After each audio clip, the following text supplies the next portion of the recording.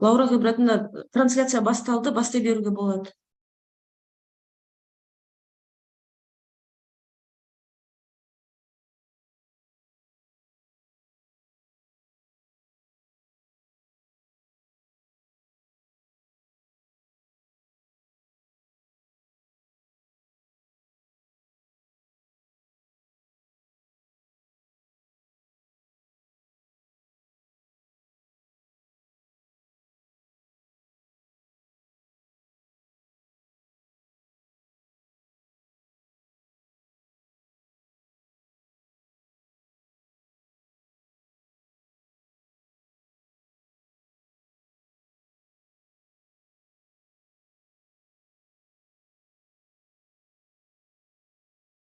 The chair had some problems with sound, and now fixing it.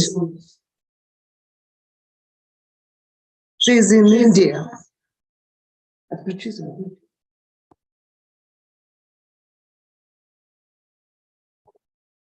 She got some scholarship in India and participating from India.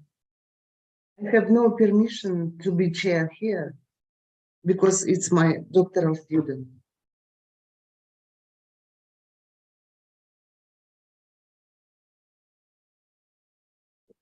Извините, у Лауры Гибратовны, кажется, технические проблемы. Сейчас он компьютер перезагрузит, потом заново зайдет на конференцию.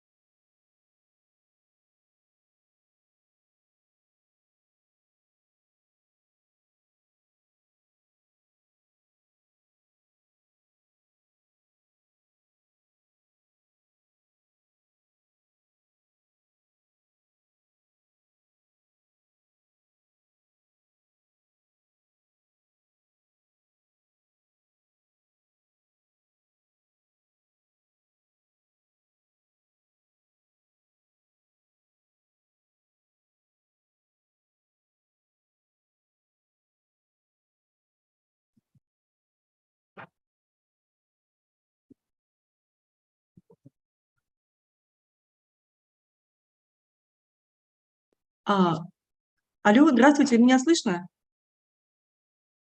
Лаура Гибратовна, вас не слышно. Не слышно меня, да? Слышно. Лаура, маған Не естіліп слышно. тұрсыз. Все, маған да кешіріңіз. Менде какая-то проблема была с аудио. Я вот в Индии нахожусь, и, может быть, с этим связано, не знаю.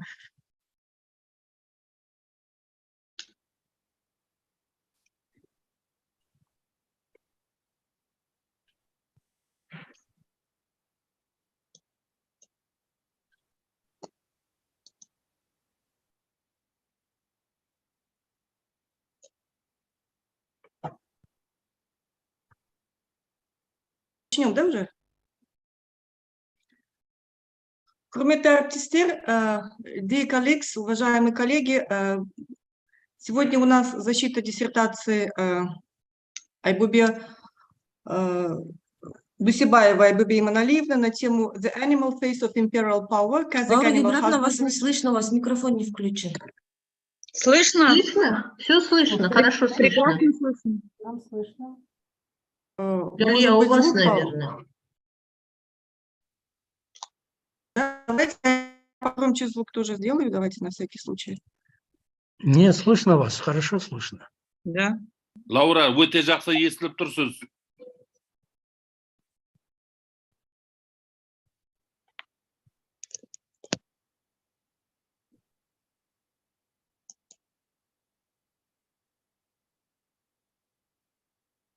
Ғалиян, ректораттағы қыздармен бір хабарласып көріңіз тағы да, техникалық жағын пысықтап.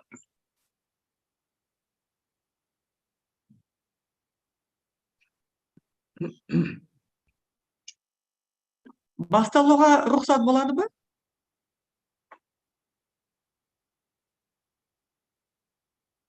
Әлі Лаура күтеміз, да? Гибратовна, ағылшын тілінде жүргізесіз ғой, да? Вы же на английском будете. На английском, да? Ну, Мгм. Галия Дилдаевна, у нее звук не слышно, может быть, ей надо же для отчета это. Хотя лайвстрим есть.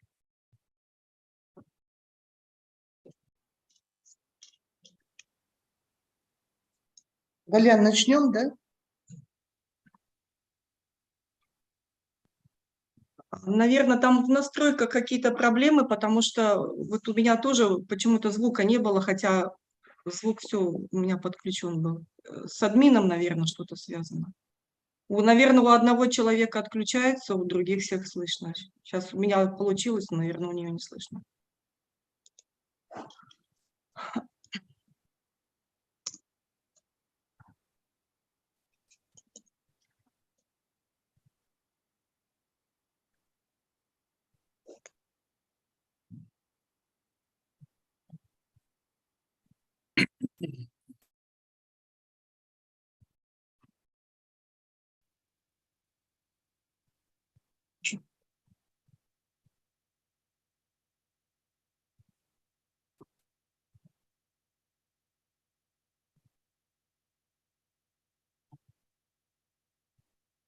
Не поняла.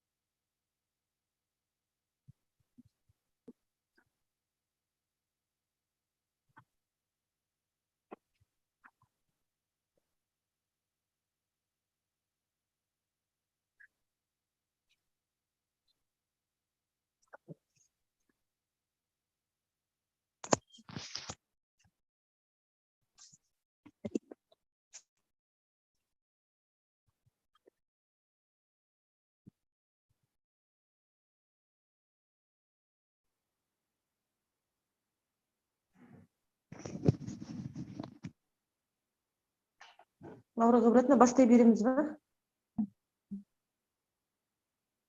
Хорошо.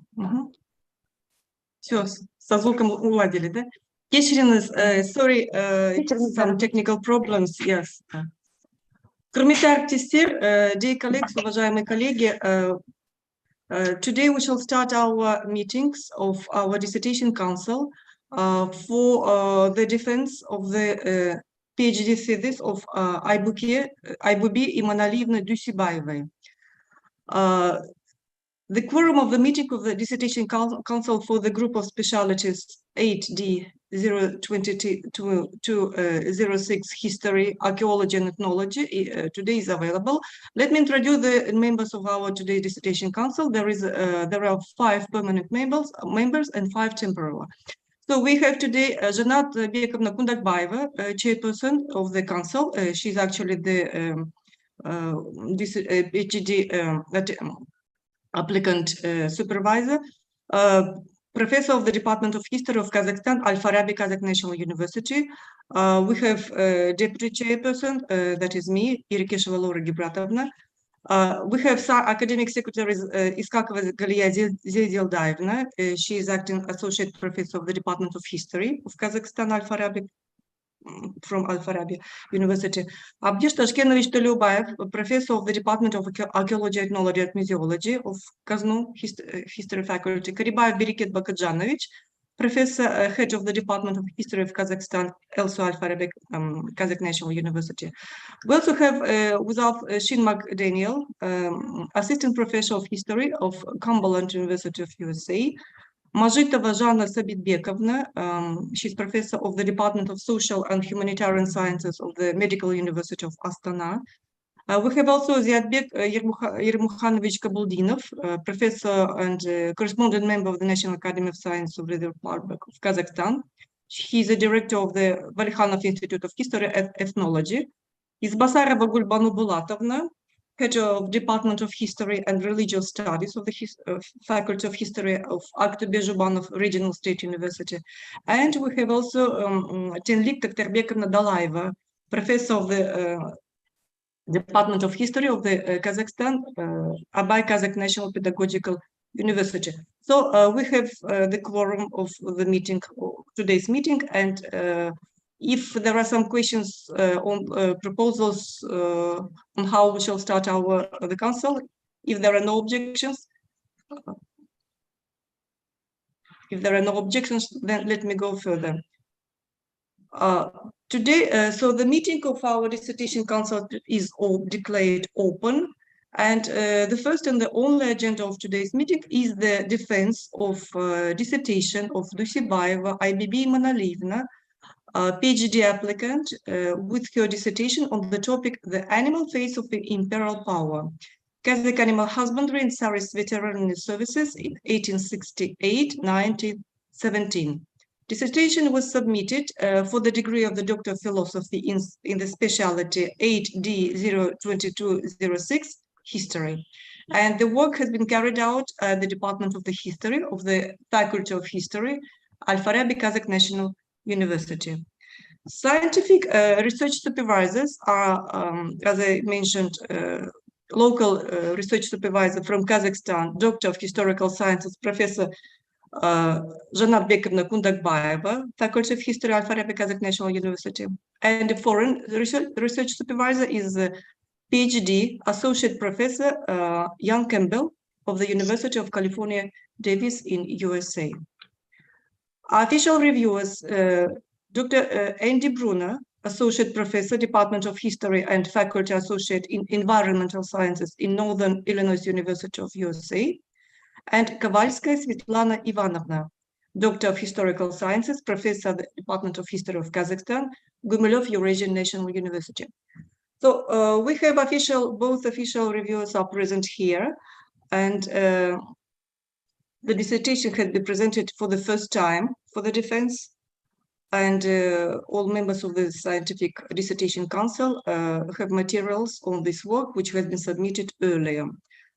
Do you have some comments on the agendas? And please let me know. If there are no any comments on the agenda, then let us go further and start our work of today. So the agenda is approved. And let me introduce the word to Dr. Galiya Iskakova, who will acquaint us with the personal file of the applicant. Associate Professor Iskakova Galiya Zedildana, the floor is yours. Please. Thank you, Laura Gebratina. Good morning, dear members of the Dissertation Council. Let me acquaint you with the materials received by the Dissertation Council from the applicant, Дуйсебаевой Айбуби Manalivna. First of all, I would like to say about the list of the documents which was received by the applicant. It is an application addressed to the chairman of the Dissertation Council on the accepting a dissertation for defense. The next one, it is dissertation in a hardcover and electronic media, information about a doctoral student, a personal sheet certified at the place of the study of the personal service of Al-Farabi Kazakh National University, a copy of the bachelor's and master's diplomas with transcripts, a copy of the transcript in the 3 languages about the master and the professional doctoral curriculum certified at the place of study, reviews of domestic and foreign scientific consultants, and extract from the minutes of the meeting department where the dissertation was carried out with the positive recommendations for defense approved by the Vice Director for Scientific and Innovative Activities of Kazakh National University, named after Al-Farabi, security clearance, the feedback from the official reviewers, certificate issued by the National Center for Scientific and Technical Information for anti-plagiarism, reference from the Scientific Library of Kazakh National University, and extract from the minute of the meeting of the Academic Council of the Faculty, the history of Kazakhstan, and the extract from the order of the rector of KazNU on admission to the defense of the dissertation, the list of scientific papers certified by the academic secretary and their copies. The next one, it is information about the doctoral student. Дуйсебаева Айбуби was born on October 21st in 1994 in Almaty. In 2012, she graduated from the 11th grade at the secondary school in number 72 in Almaty. About her education, in 2016 she completed her bachelor degree. In 2018 she graduated her master degree, and in 2022 completed PG program by the specialty history at Al-Farabi Kazakh National University. Currently, Дуйсебаева Айбуби is a member of the teaching staff at the Department of History of Kazakhstan at Al-Farabi Kazakh National University. On January 27 in 2023, PhD student Дуйсебаева Айбуби submitted an application for defense of the dissertation for the degree of the Doctor of Philosophy in a specialty history. The title of the dissertation is Animal Face of Imperial Power, Kazakh Animal Husbandry and the Tsarist Veterinary Service in 1868-1970. The title of the dissertation of the applicant approved by the order of the Scientific Council of the Kazakh National University by the number 45691 dated 23rd of October in 2019. Dissertation work was carried out at the Department of History of Kazakhstan at Al-Farabi Kazakh National University. All documents submitted to the Dissertation Council on January 27 in 2023 meet the requirements of the regulation of the Dissertation Council. Дуйсебаева Айбуби has 8 scientific publications, which included 1 publication in an impact factor foreign journal, included in the databases of international information resources, Web of Science, and the scope was 4 in scientific publications recommended by the Science Committee at the Ministry of Science and Higher Education of the Republic of Kazakhstan, 3 in the proceedings of the international conference held in Kazakhstan and abroad. According to the results of the extended meeting of the Department of History of Kazakhstan, Al-Farabi Kazakh National University, the dissertation work of Дуйсебаева Айбуби was positively evaluated. Thank you for your attention.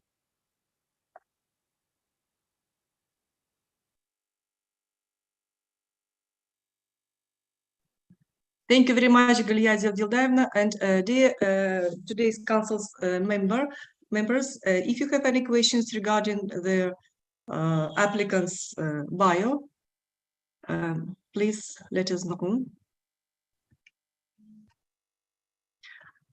If there are no questions on the data presented by the academic secretary on the applicant, then we shall proceed to our next stage.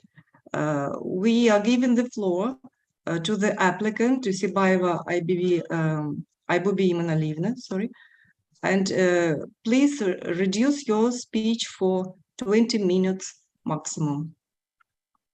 The floor is yours. Thank you, Lara Gebrazovna. Let me share the screen. So is it okay with the? Yes, thank you. Good morning. Let me express my gratitude for coming and joining here today. Respected chair and the members of dissertation committee, my dear advisors, and reviewers and all audience. It is honor to address my main findings of my doctoral dissertation to such distinguished audience. So let me get started. My dissertation is titled as The Animal Face of Imperial Power, Kazakh Animal Husbandry and Tsarist Veterinary Services, 1868-1917. This dissertation is about the influence of colonialism on the human-environmental interactions through the study of the implantation of Imperial Veterinary Service into Kazakh animal husbandry practices. Bridging the gap between scholarship on colonialism and environmental and animal studies, this dissertation argues that veterinary medicine became an important component of the Imperial Russian project in the Kazakh steppe as a tool of domination to control territory, people, animals, and ecosystems. By implantation of veterinary service into the practices of Kazakh animal husbandry, the Russian Empire not only changed the internal mode of the Kazakh economy, interferes in the system of human-environment interaction, but also simultaneously strengthens its power and control over nomads. The relevance of this problem is determined by the fact that there are still insufficient research in the Kazakhstani scholarship on studies the impact of colonialism on the environment and human-animal interaction. So far, the prevailing view in contemporary Kazakhstani historiography is that the imperial project included the establishment of administrative control over the population and territory, as well as the resettlement policy of Tsarism. The assertion that the Imperial Veterinary Service was an important part of the process of sedentarization, the change of herd compositions, and the implementation of agriculture and haymaking will help to deepen the understanding of the degree of Kazakh steppe transformation, as well as Kazakh society's mode of production at the end of colonial period. On the other hand, contemporary Russian historiography is still characterized to view the imperial project as a manifestation of civilizing mission or as a part of modernizing project. A notion of the veterinary science role as a tool to control people and territory, as well as profound Russian intervention in the system of human-environment interaction, will help us understand the multi-dimension and complex character of the imperial project.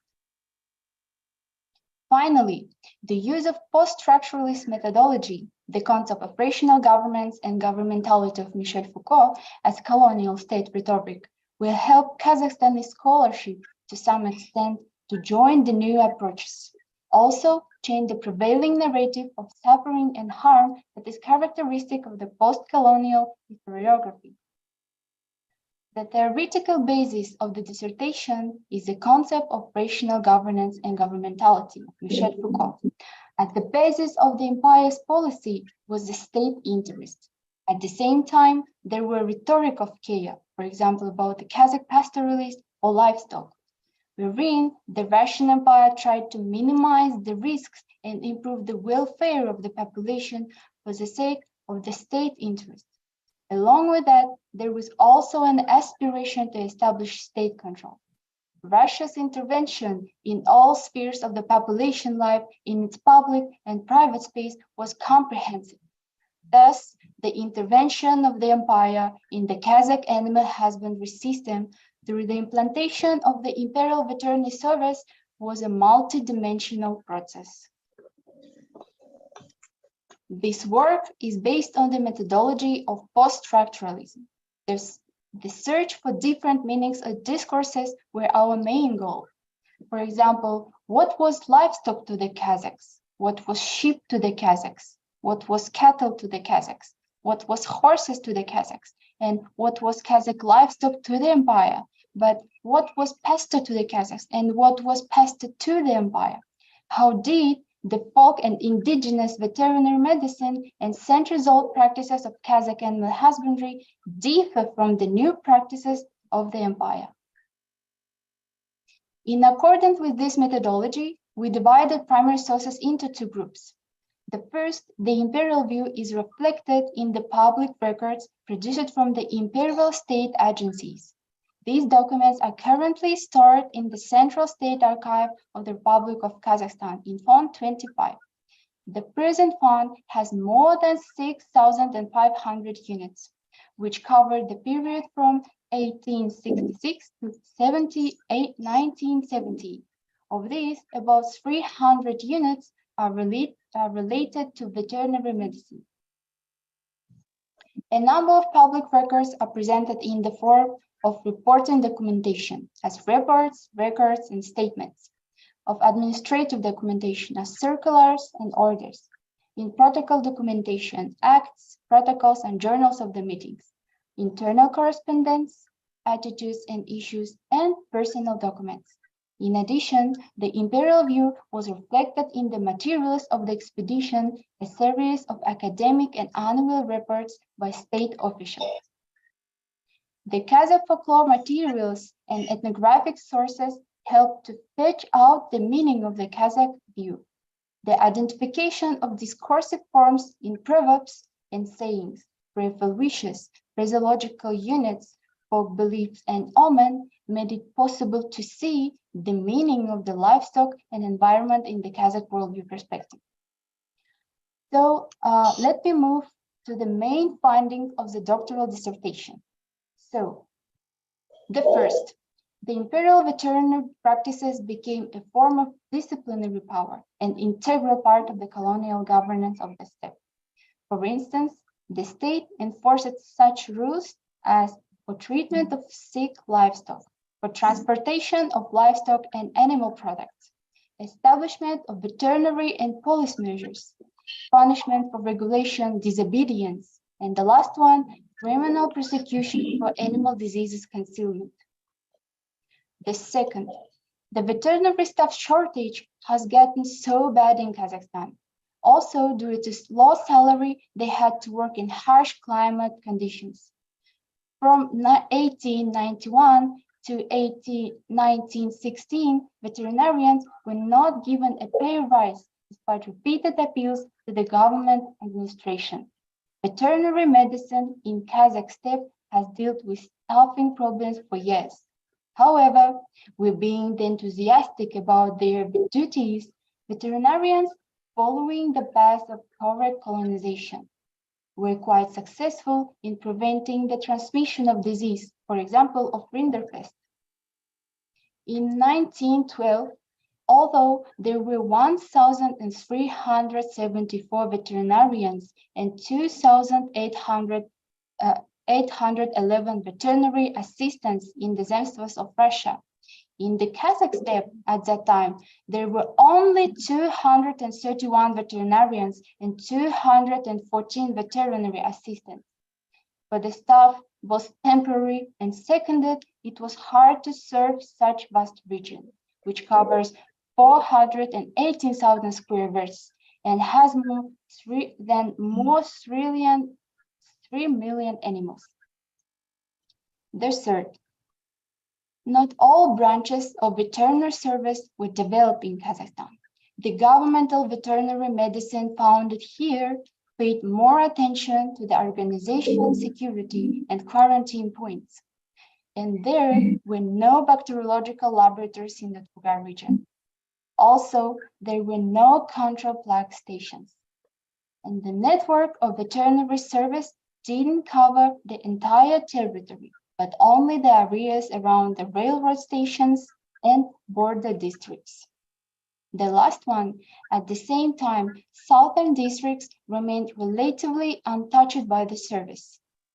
This is explained by the fact that cattle of commercial and industrial importance and the main livestock driving roads were concentrated only on the northern district of the region.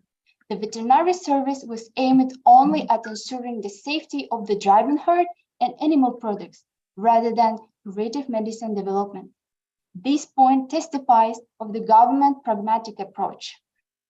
The fourth, it should be pointed out underdeveloped character of curative veterinary practices in Kazakhstan, as we mentioned above.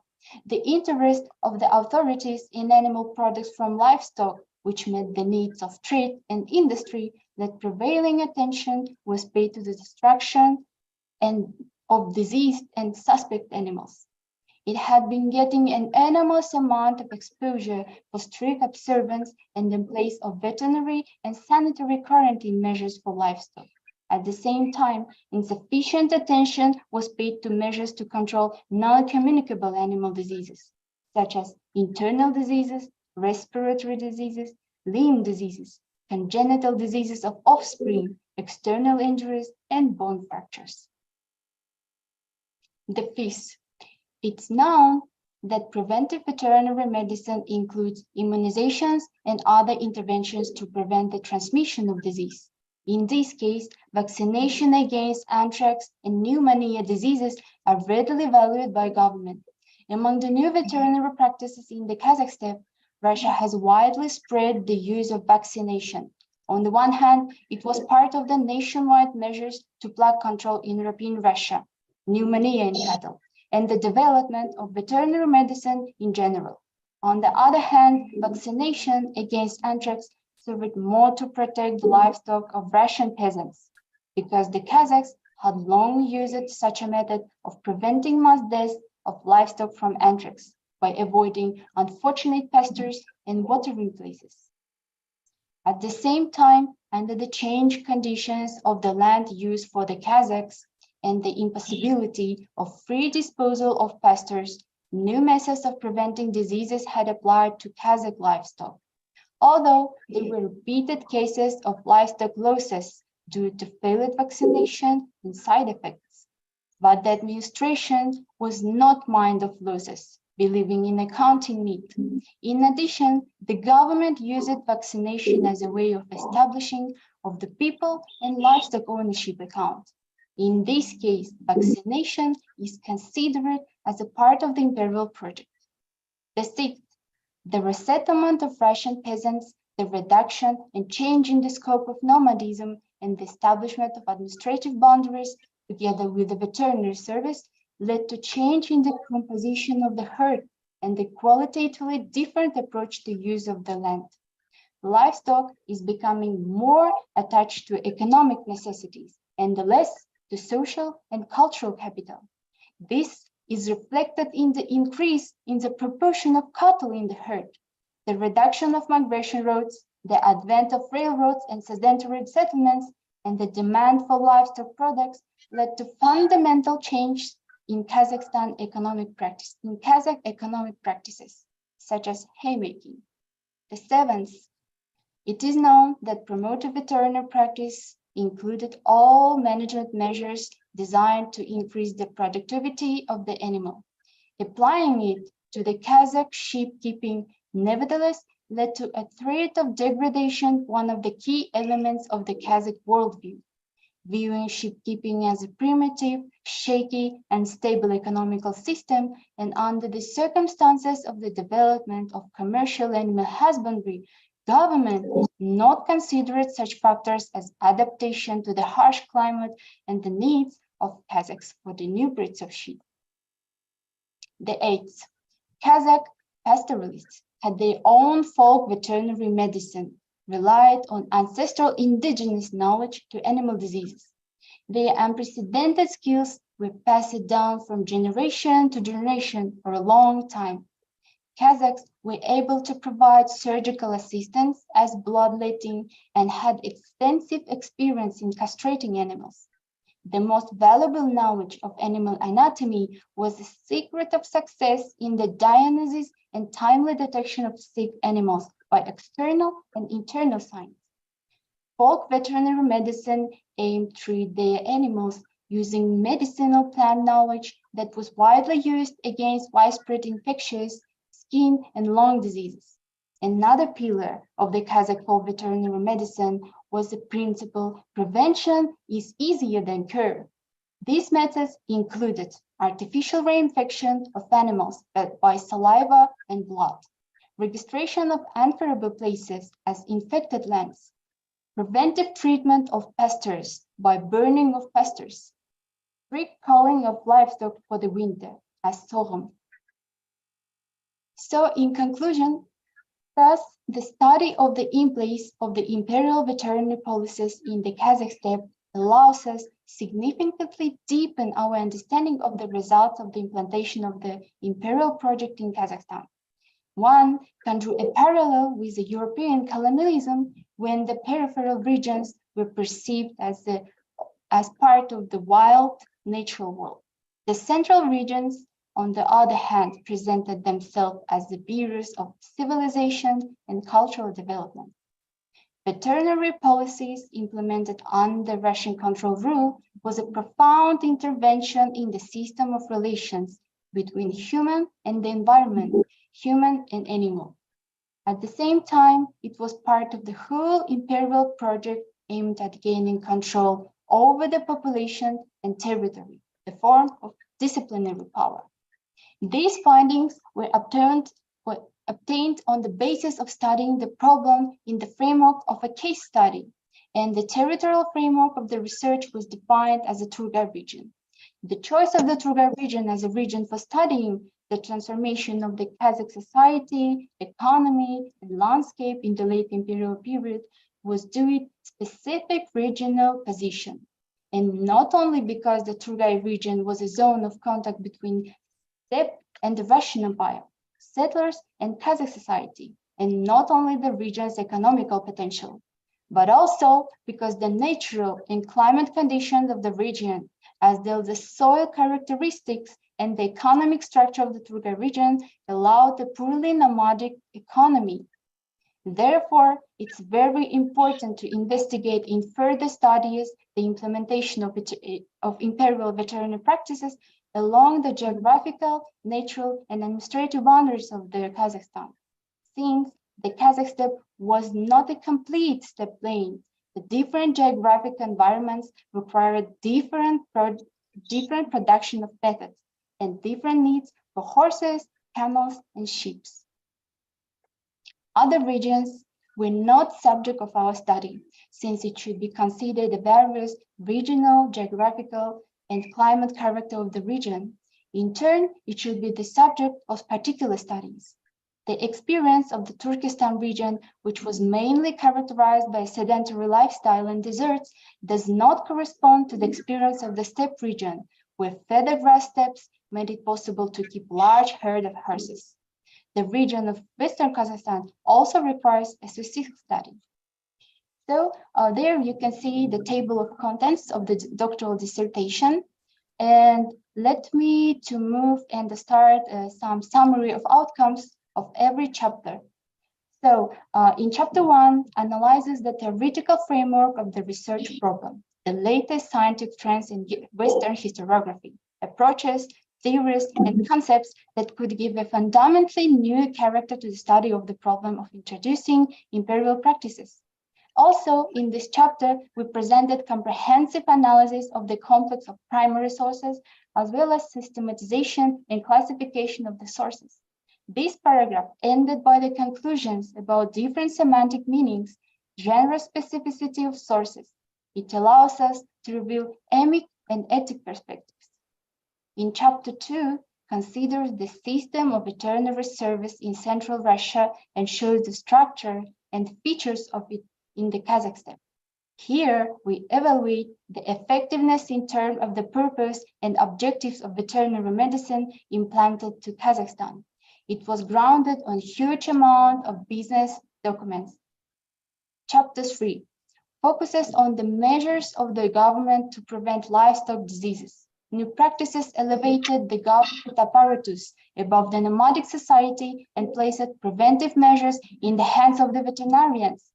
As a result, vaccination displaced the system of preventive measures of the cattle, and the subsequent need to improve livestock served to justify the countless imperial projects. In chapter 4, examines the change in the internal mechanism of Kazakh animal husbandry as a result of the influence of imperial structures. Based on this, the inevitability of a rapid and radical change in the pastoral life of the Kazakh people with resettlement, and because of reduction in the size of nomadism and the closure of nomadic roads, contributed into the process of qualitative change in the herd structure. As an example, the intervention of the Russian Empire in the sheep-keeping system was a vivid symbol of how, by changing small structures, it's possible to trace the change in existing systems and irreversibility of these processes. If, in the past, the value of livestock and its presence in the herd depended directly on the economic level of the household and on the natural, climatic, and geographical conditions of nomadic and semi-nomadic agriculture. After, it has become a dependent variable in the constant presence and interference of the Tsarist government. So this is the Russian translation. That's all. Thank you for your attention.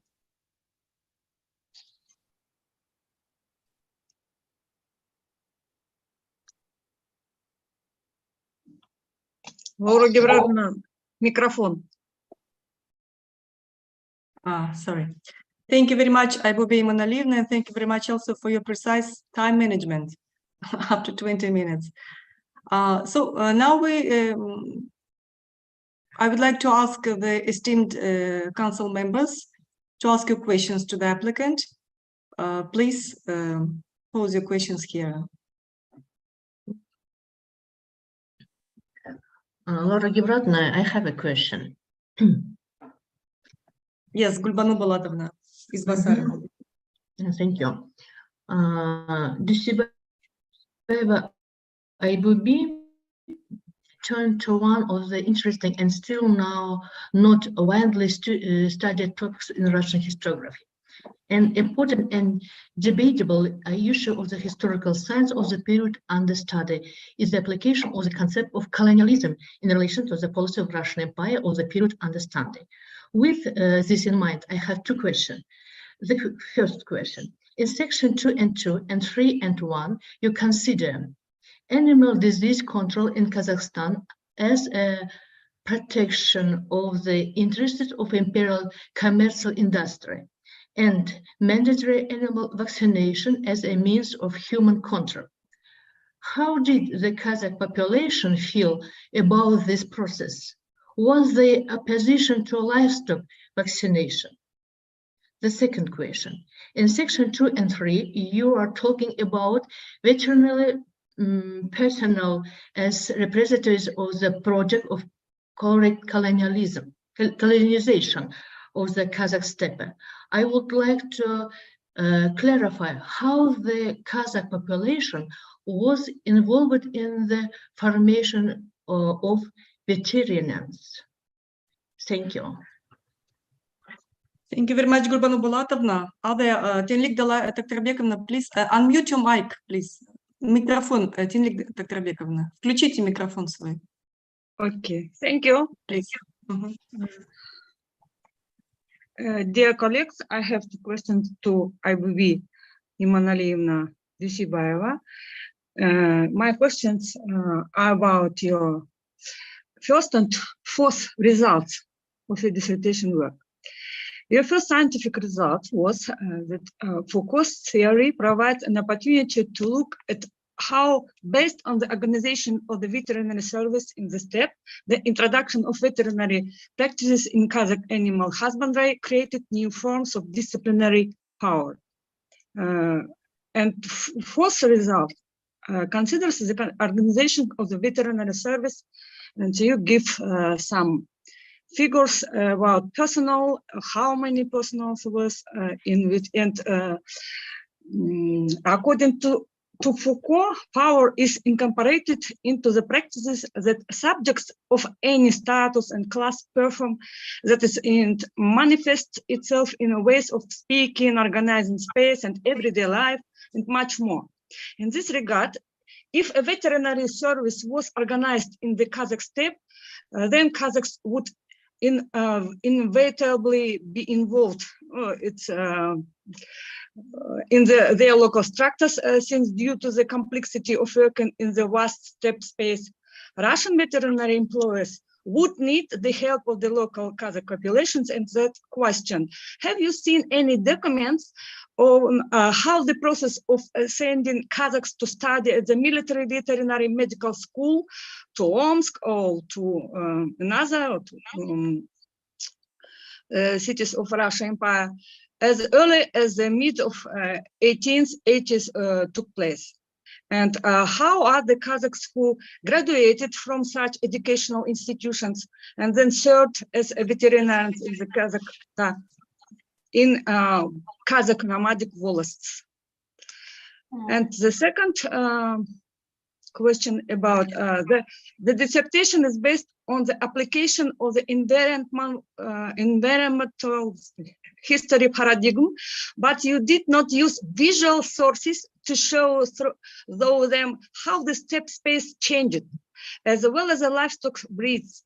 Have you come across any drawings or photographs that would give an idea on the changes taking place? Thank you.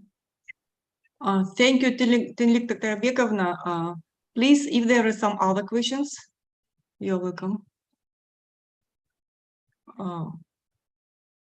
I cannot see all of them. Okay. Жана Сабитбековна, please. Уважаемые коллеги, я вас приветствую. У меня тоже есть вопросы к нашему соискателю. Я хочу задать два вопроса. Первый вопрос. Вы берете за основу несколько новых, на мой взгляд, теоретико-методологических подходов.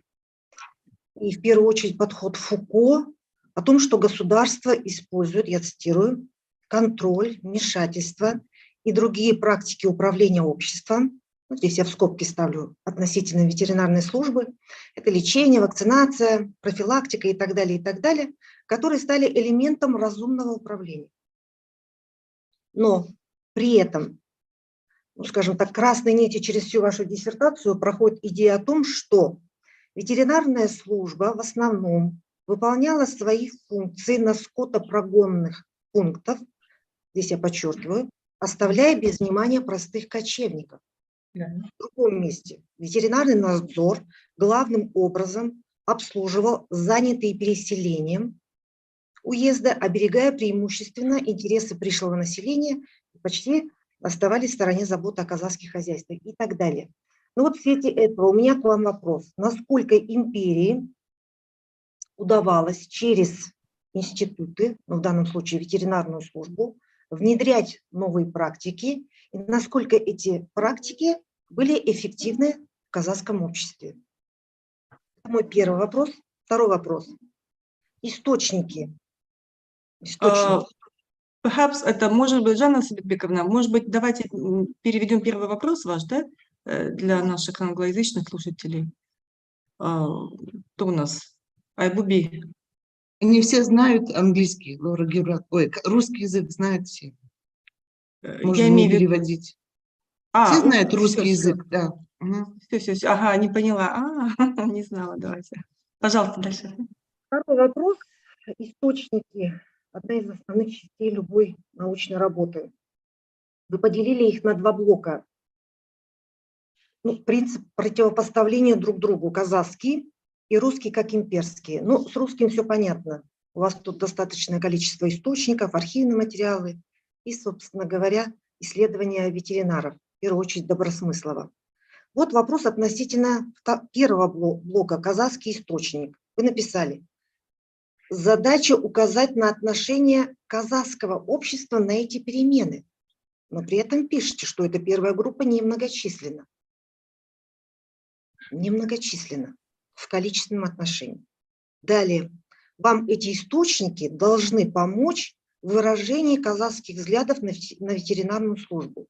Как это у вас получилось? Если у вас небольшое количество казахских источников, то есть казахских информантов, как вам удалось проследить взгляды казахов на мероприятия ветеринарной службы? Все, спасибо. Спасибо большое, Жанна Сабитбековна, за вопросы. У кого есть вопросы, пожалуйста, можете сейчас задать. Если нет, тогда позвольте, я тоже задам вопросы. I would like also to ask just a few questions. I would like to ask about the correct colonialism or correct colonization. Sorry, you mentioned, вы сказали корректная колонизация, да? Чуть-чуть, пожалуйста, в отношении энтузиастов, ветеринаров, которые работали, вот я хотела этот момент уточнить. И второй вопрос, почему было так очень мало ветеринарных служб, ну, это, наверное, вопрос, связанный с вопросом Гульбану Балатовны, тоже она спрашивала, почему очень мало было ветеринаров, специалистов в Казахстане, русских специалистов, да, вот по сравнению с империей, метрополией. И третий вопрос, в какой мере, вот вы сказали о постструктуралистском подходе Мишеля Фуко, а в какой мере концепт ориентализма Эдварда Саида был использован вами, и был ли он вообще использован, поскольку вопрос колонизации, вопрос взаимоотношений между пришлым и таким населением, и как вы оцениваете, как вы считаете, насколько концепт ориентализма, он может быть использован при изучении вашей темы? Извините, и четвертый краткий вопрос. Вы очень хорошо объяснили там результаты. А какая ваша основная гипотеза? Вот вы исследовали research questions у вас было, там, что было для империи и так далее, past for empire. А какая основная гипотеза вашего исследования? Вкратце. Спасибо.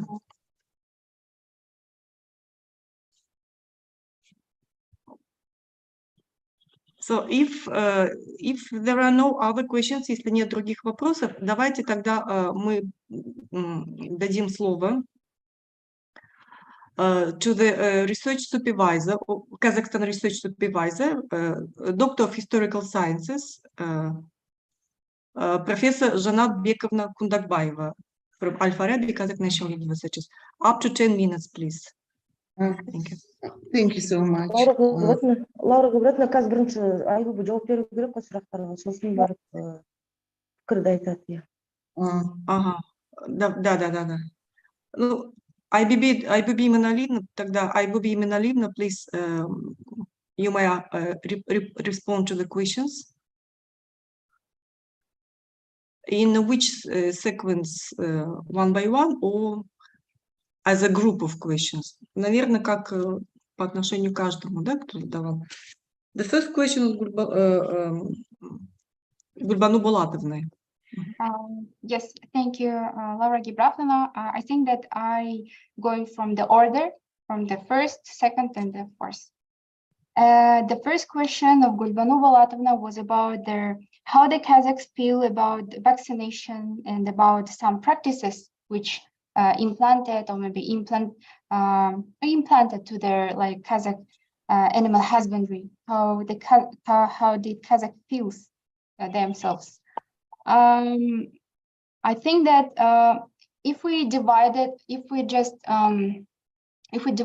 the practices of imperial practices into as curative, preventive, and promotive. For example, for preventive medicine, veterinary medicine, they provide for vaccination, as you mentioned, also there. And for this question, the Kazakhs. Of course, I mentioned that the first preventive,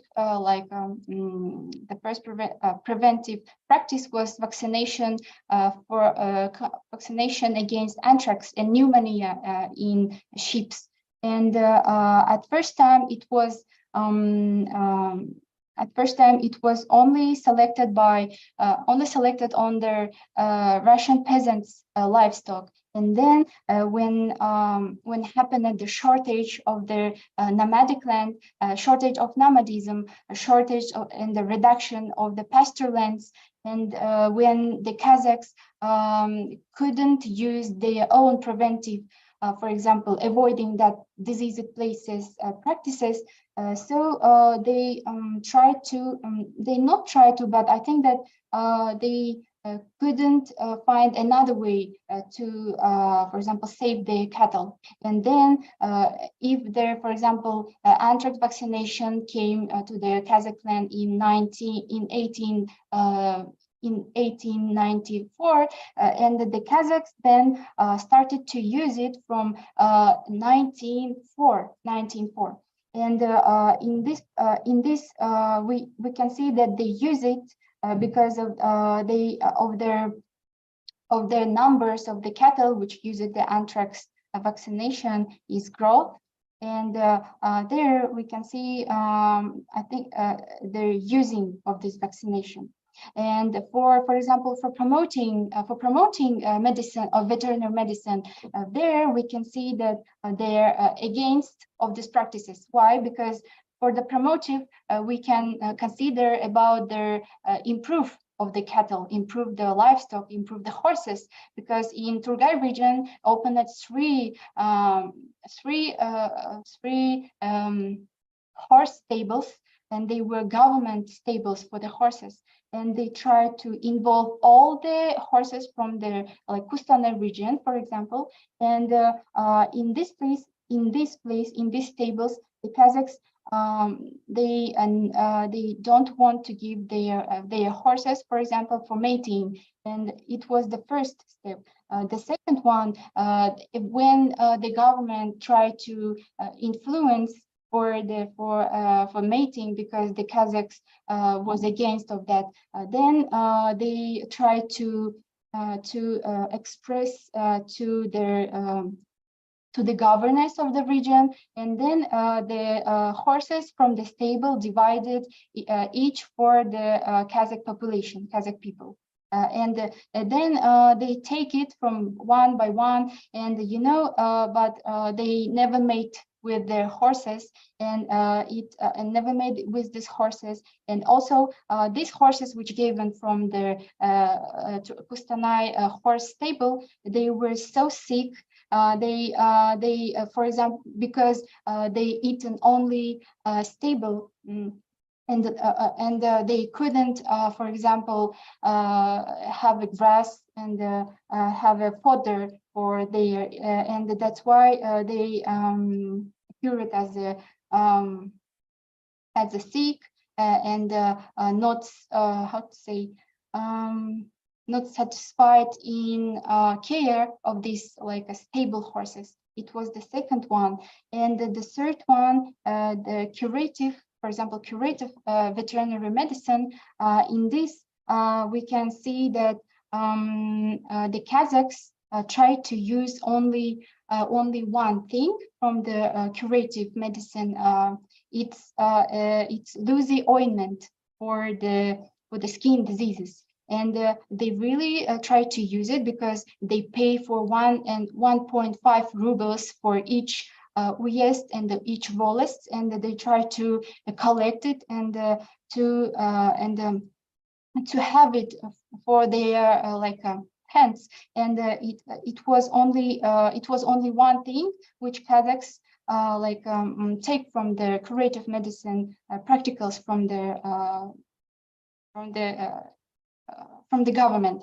And but for others, as I mentioned before, and as I mentioned for the results and the findings, that they try to, of course, they try to save their preventive measures, but it was really hard because of their, for example, anthrax, as I mentioned, they avoiding some diseased places, and then, for example, they want to also use it.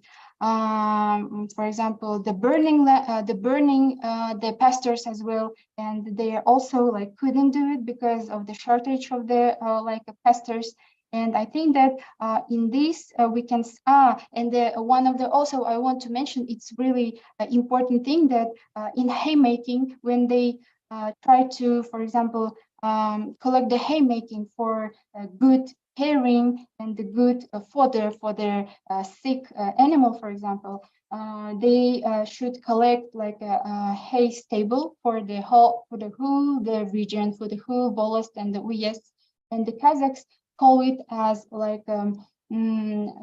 as government stock, at government haymaking stock, because they thought that it never been shared with them, and they never pass a lot amount of their lots of hay to these stocks. And I think that in there we can see some maybe some practices that enter and not enter to the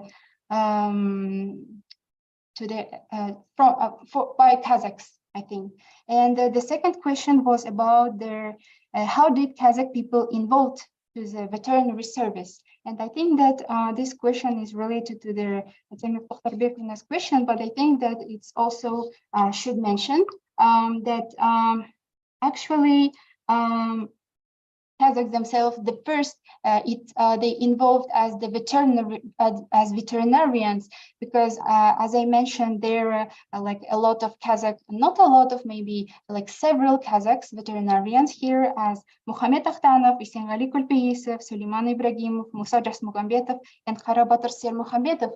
And it's only there, the person which I found from the in the font of 25 of the archive. And also there in 2002, Gulmira Sultangalieva, she wrote the book about Западный Казахстан в системе этнокультурных контактов. In there, she wrote and stated about 23 veterinarians who studied at Kazan Veterinary Institute, and only 17 of them graduated from the institute. And from this, the persons which I named before, they worked at Turgay region. And I think that the first one, they involved as the veterinarians. And the second, they involved as their as assistant, veterinary assistants. The first one was stражники how to say, or guards, I'm so sorry, guards, and as translators as well. The guards and the translators as veterinary assistants, they help to the main veterinarian of their, like, of the volast, of the station, of the point.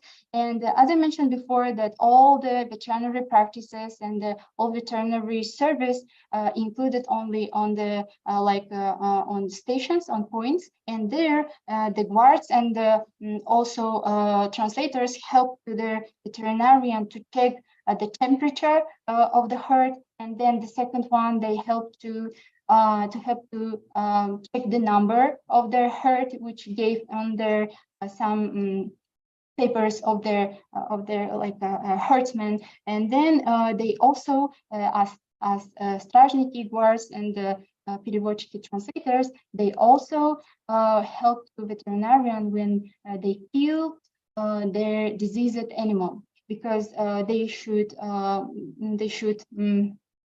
complete the protocol about their killing, about the killed animal, that for gaining money from the government. So they involved as these 2 points. For the second question of Tendek Toktarbekova,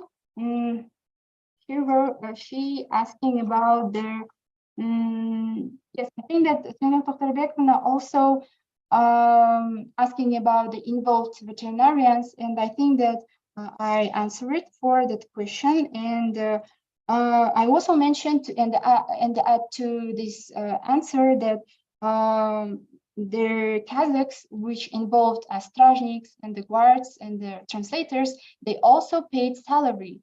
They paid for 240 rubles per year, and of course, this is like the less amount as the rather than the veterinarians as well, because veterinarian, for example, they paid for 1,200 rubles per year, and just the difference is too high. It's like 10 times less than the veterinarian itself.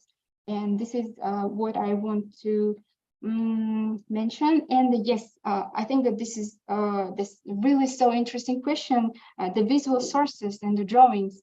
And yes, the first what I want to mention, that the 3 years, it's not too enough to conduct such research, and we didn't have so much time for making the map, the tables, and also the drawings. But it's a really good idea, and it was also in our mind. But for this, I can say that we couldn't find the pictures on the archives, but Dobrosmyslov, and he is the main source as well. And I think that the main person in my research and in his book, in his work, we can see a lot of pictures of the livestock of the Kazakhs.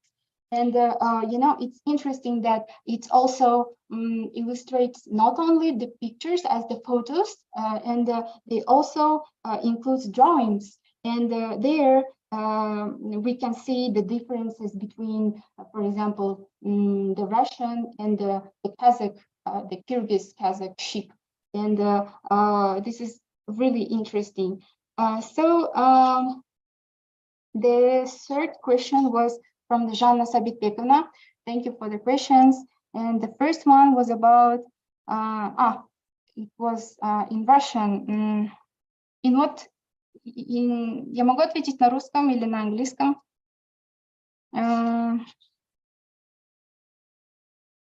Насколько практики были эффективны, да? Насколько ветеринарные практики были эффективны в казахском обществе или animal husbandry practices.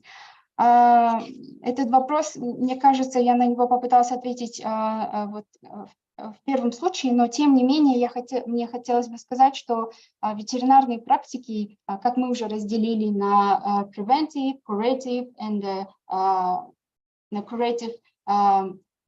на primitive and promotive, они были очень, можно сказать, как мы указывали еще в источниках, они были разные в тем, что к подходу именно к животному. К примеру, вот именно как мы упоминали, вот folk veterinary medicine, они были больше направлены на primitive, на предохранительные вот, практики.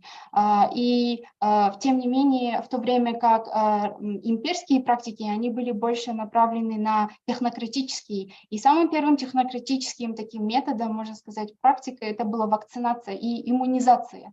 То есть мы не должны путать эти два момента, потому что иммунизация это было совсем другим процессом. И даже вакцинация, она разделялась на две части. То есть первая это была первая это была предохранительная вакцинация, вторая это была диагностическая вот именно вакцинация, но диагностическая вакцинация, она больше, знаете, использовалась для обнаружения САПа малеином.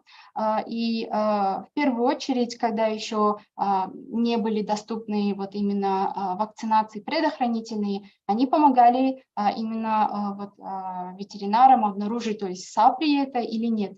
Ну, то есть в то время как, например, казахское общество и любой кочевник, любой вот именно herder, да, sheep herder, или они с легкостью могли обнаружить именно вот болезнь САПа именно по внутренним и поверхностным каким-то обличиям. И я упоминала о том, что эффективны ли были практики, и они были внедрены, вот именно были внедрены вакцинация. Также я говорила о Louisy ointment, это паршивая мазь. Вот именно мазь была очень, кстати, хорошо принята казахами. Тем не менее, несмотря на то, что они использовали большое количество своих практик, это хы-майя, это сиек-майя, это андес, это то есть дикая трава. Несмотря на то, что вот именно они имели свои практики, они даже вставали в очередь и собирали, я уже упоминала, по 1,5 рублей с каждого аула, чтобы вот именно получить эти мази. Вот именно в этих двух практиках, мне кажется, можно увидеть вот именно принятие вот каких-то именно практиках, именно каких-то практик. Вот второй вопрос был о источниках, что если их недостаточно, если казахских источников недостаточно, то как могли выразить именно вот казахский, наверное, казахскую картину мира, да? Но я хочу сказать, что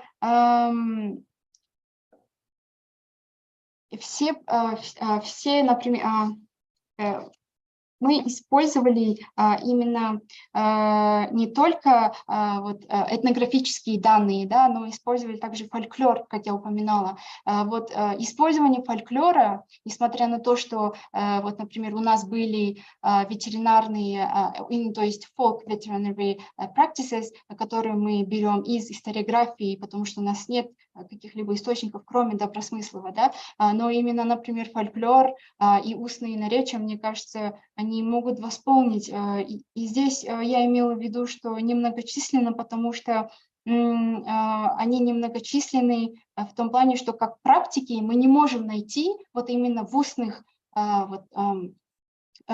фольклоре, мы не можем найти следы практик ветеринарных лечений, но тем не менее мы можем через фольклор найти отношение к скоту.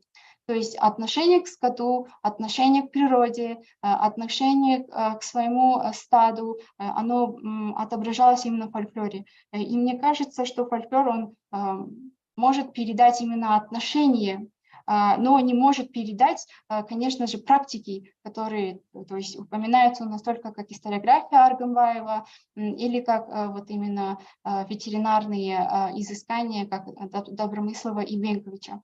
Именно фольклор, например, мне кажется, здесь он вполне показывает то, как относились казахи к любому скоту. Например, плохая коннотация. Я уже упоминала о том, что именно был изменено именно качественный состав стада. Да? Это что значит? Это значит, что из-за того, что земли они были сокращены, происходил процесс reduction of migration routes. В этом процессе большое внимание уделилось тому, чтобы вместо больших территорий для стада лошадей, для овец и так далее, то изменить их, например, стойловым содержанием крупного рогатого скота. Например, в 1877 году в Чингисской области дети, это у Добросмыслова есть, увидев то есть крупный рогатый скот, корову, они бежали к своим родителям, рассказывая, что они видели 4 уха у лошади, но то есть не бывает такого животного, они имели в виду крупный рогатый скот. Но тем не менее после прихода переселенцев и также после сокращения миграционных путей и здесь произошел именно качественная замена скота. И почему я это веду? То отношение именно к скоту и как они относились к корове и к овцам, они были очень разные. Например, здесь мы можем привести пример, что, например, человеку, который имел отрицательный и неприятный характер, они назвали сыир-манес. Или, например, сыир-тектес, похожий на корову, это люди упрямые, капризные в любых жизненных ситуациях. Или, например, сырдың бүйрегіндей бытырады. Это значит рассыпаться, как коровья почка, в смысле распаться, потерять похой. То есть и здесь интересно еще есть сыр клюмшахтату. Здесь имеется в виду превратить что-то в коровий крестец, что означало оказаться в состоянии неопределенности, повиснуть в воздухе. То есть отношение казахов, оно было категориальное, то есть оно было противоположным, нежели имели, например, русские переселенцы или русские центральные губернии, потому что именно есть исследование, что означал вообще скот и земледелие для для русского населения, для переселенцев. И самая важная вещь, которая там упоминалась, именно корова как харч на столе. То есть корова для них это является самым большим продуктом или источником питания. Это не только мясо, это также молоко и так далее.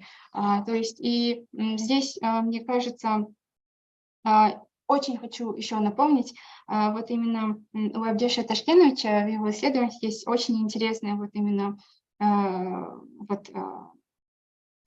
очень известный пример, что казахи никогда не справляли год вместе никогда не резали на ас крупный рогатый скот, только лошадь. И в этом случае они говорили «әткесін атқа мінгізіп жіберіпті», в том плане, что это было очень так с таким почетом, но когда говорили «әкесін сиырға жіберіп», «әкесін сиырға мінгізіп жіберіпті», они имели в виду, что с таким презрением или с усмешкой. То есть вот эти моменты, они очень важны. И даже вот именно эти, можно сказать, эти моменты, они могут представить целый как бы, обзор и могут стать, и могут выразить именно казахский взгляд, мне кажется, на казахский взгляд, о котором мы говорим. The first question was from Laura Gibratovna about correct colonization. Yes, the correct colonization there in translation как правильная колонизация. It's also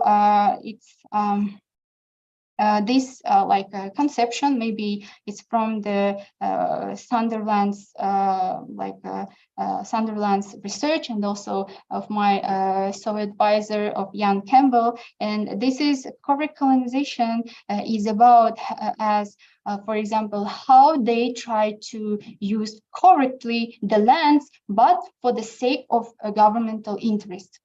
This I think that it will be more like a more correct if I gave the like example. For example, the Dobrosmyslov also Benkevich and the Dobrosmyslov, they were as the heads of veterinary departments in Turga region for the whole this like a time from like 18 to 91 till 1915. And also in these two veterinarian works, they mentioned that we should use the pastures as they use for a nomadic like animal husbandry, because after their use properly the lands for the nomadic animal husbandry, because it will be cheap place for gain the property for the central and like in the provinces for Russia. And it was the first I think that the first example, because they were really enthusiastic, as I mentioned, and you mentioned about this, because they give all their life and all their time for this work. For example, Dobrosmyslov, he was only one person and only one researcher who who researched the not only Turga regions, for example, animal husbandry and the livestock and the cattle and the sheep, but he wrote a lot of works for each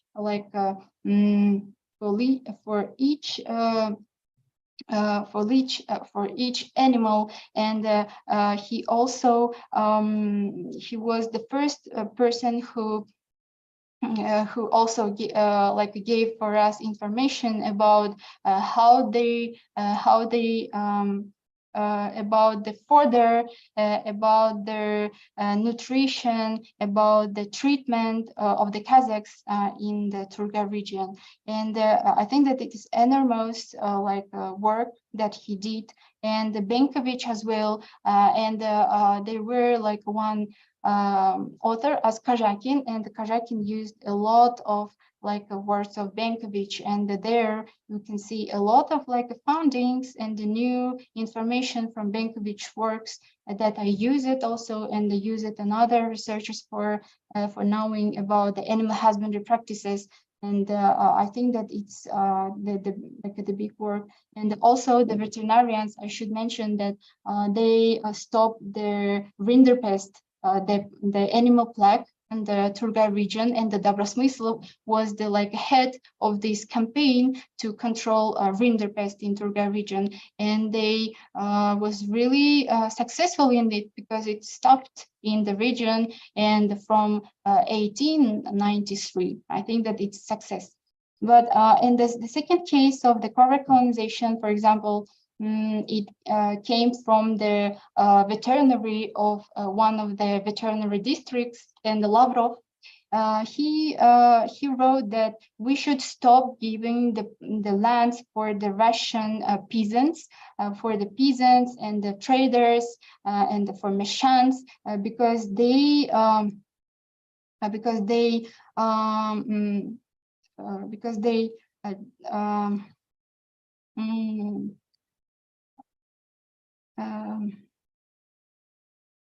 distract, or they demolish all the land which we can use for animal husbandry, because the Meshanins and the Russian peasants, they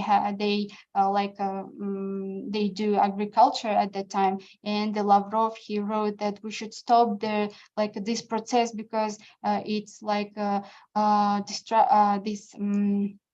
demolish all the land, the first line of the land for animal husbandry. And the third one, another a veterinarian, he mentioned that we should make a good care of the animal, and to make the Kazakhs and the Kazakh land as sedentary, society. And in these three cases, we can see the enthusiastic and the hard work of the veterinarians, but another side, they also do it for the sake of interest of state interest. And the second question, why the Kazakh veterinarians was less than their imperial one?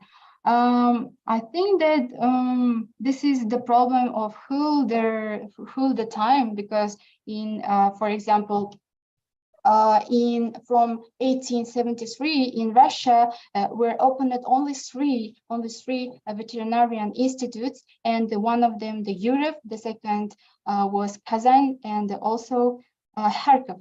And in this, of course, the Europe and Kharkov was so far from the Kazakh lands and the Kazakh steppe. So a lot of students, a lot of the Kazakh representative, they study on Kazan University, Veterinary Institute, and I think that that is why they were the amount of them were less than the imperial one.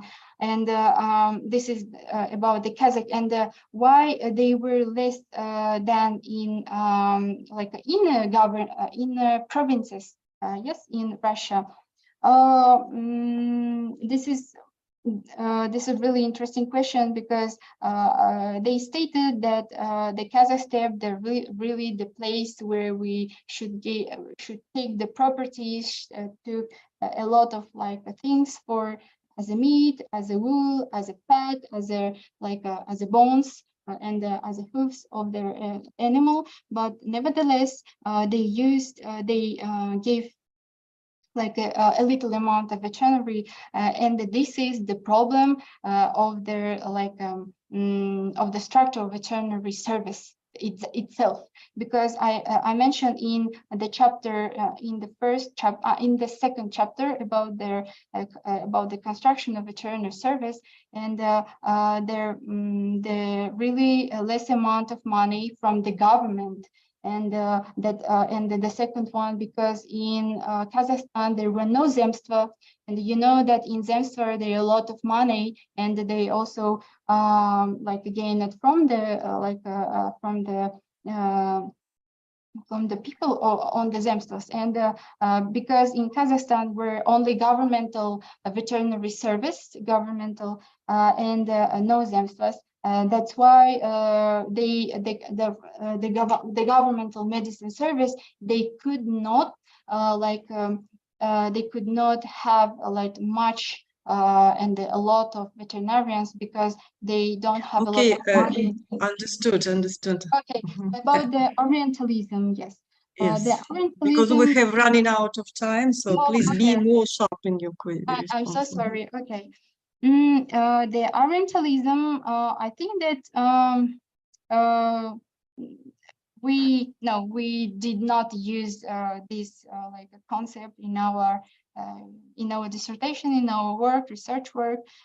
Instead of this, we used their conception of governmentality of Foucault. And also I want to mention about the environmentality of Arun Agrawal, that the using of like a governmentality into environmental issues. And we didn't use it because we didn't use it because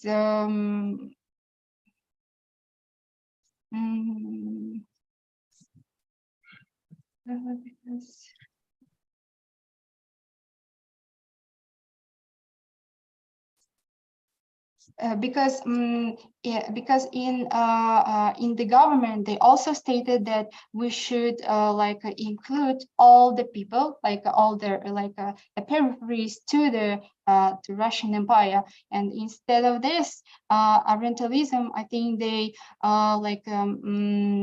they see the other people as not as the like the part of their like a big empire, as the part of the empire. And that's why we like didn't choose it, because in our case the Russian Empire they really they really try to to join the like the periphery regions to the Russian Empire, to use and to use at the land, to use at the like the property, to use at the stuff from the like a step. I think that's why. And hypothesis, I think that we mentioned about it in the first slide. This that the empire veterinary practices, they were one of the reasons of transformation of Kazakh society. And for the Kazakh society, the animal, and it was everything, because they asking the question Maljana Mamba, and I think that to implement and to change and to interfere in these relations was really transformative for the Kazakh society. I think this is our hypothesis. Thank you so much. Thank you very much, Aybubi Imanalivna. May I ask the questions to those who asked the questions? Are you satisfied with the responses of the applicant? Or if not, you may correct? Or is she, has she replied to your questions?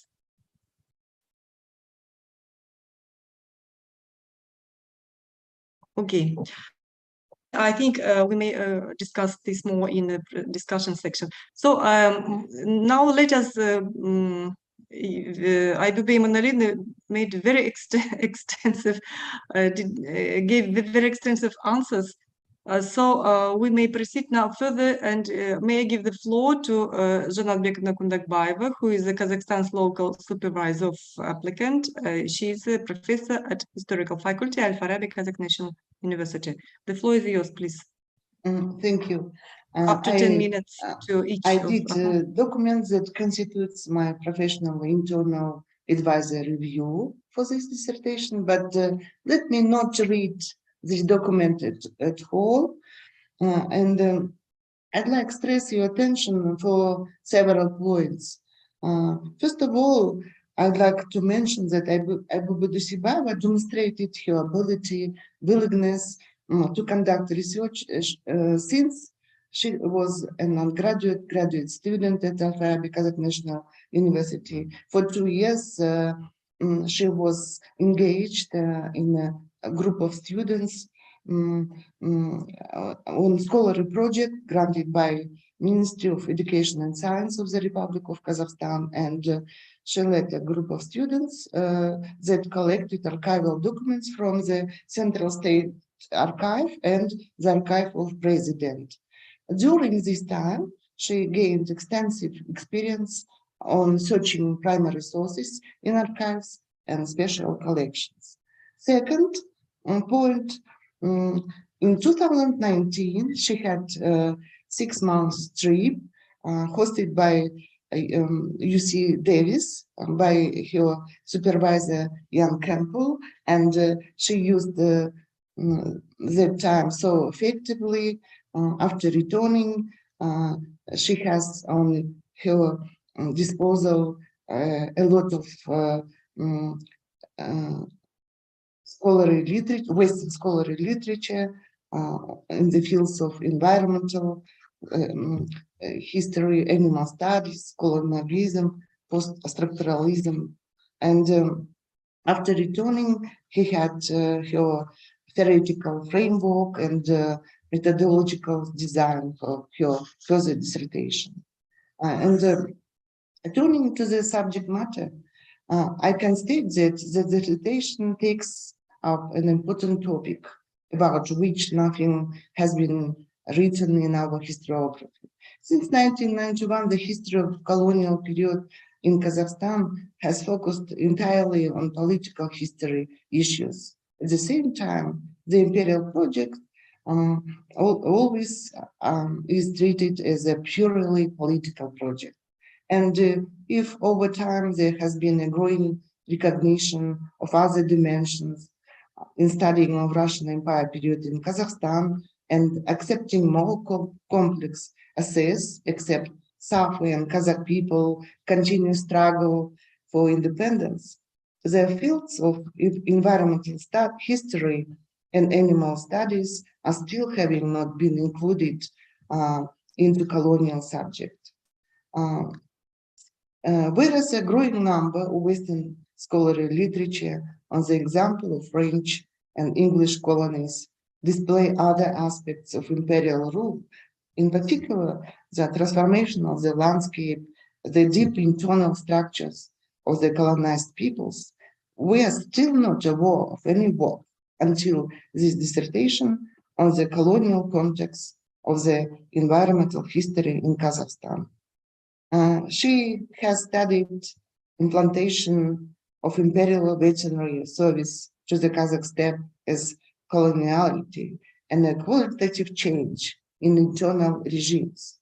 Russian Empire sought to legitimize its power by transforming the environment, transforming the territory of the steppe, demonstrating their mastery over nature. Also, she has considered animals as matter to history. Inspired by the interdisciplinary field of human-animal studies, Duйсебаева impacts the ways in which animals take on diverse roles, both in terms of their symbolism and in terms of their material being for the imperial state and for the Kazakhs. Besides, having carefully read the works of the French philosopher Michel Foucault, having studied his constructs of governmentality, biopolitics, biopower, Айбуби realized that the implantation of imperial veterinary practices into the Kazakh steppe should be considered as part of the colonial project as the intervention of the empire in the relationship between human and environment through technocratic methods of animal husbandry. Thus, the relevance of the study is that the latest strategies and approaches of social sciences and humanities are applied to the colonial period of Kazakhstan. She considers the implantation of veterinary practices to the Kazakh steppe not as a civilizational message from Russia, but as a desire to intervene deeply and change the deep structures of Kazakh life. Дуйсебаева poses and solves the research questions as follows. What were the consequences of biopower in the creation and change of new form of life, landscape in the Kazakh steppes? The methodology of Michel Foucault allows her to see that the empire set the task of modernizing, establishing control over nomads, using veterinary practices as a tool.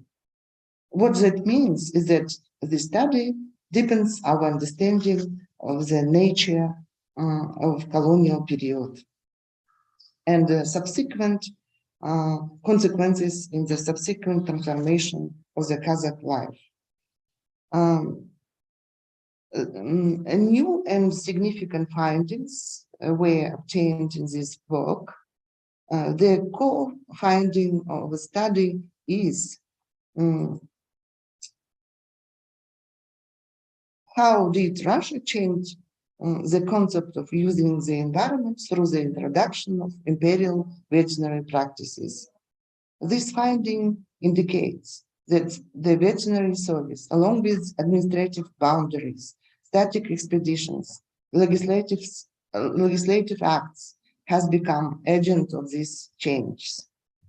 The finding has great theoretical value, the impact of colonialism on the relationship between a human and environment. This dissertation has high internal validity. The relationship between independent variables, climate, landscape, vegetation, rainfall, the presence of grasslands along the banks of the rivers, and elements of the veterinary service as dependent variables, veterinary sanitary examination, points, episodic control, vaccinations, allow us to see the relationship between the growth of cattle in the herd, growth of sheep breeding marketability, the spread of haymaking, that is, tendencies of transition to the sedentary lifestyle. Then the conclusion of a causal relationship between two variables makes research findings credible and trustworthy. I state that the findings of the research arranged in a logical sequence without bias or interpretation. All secondary outcomes of research correspond to the core finding. They are reliable.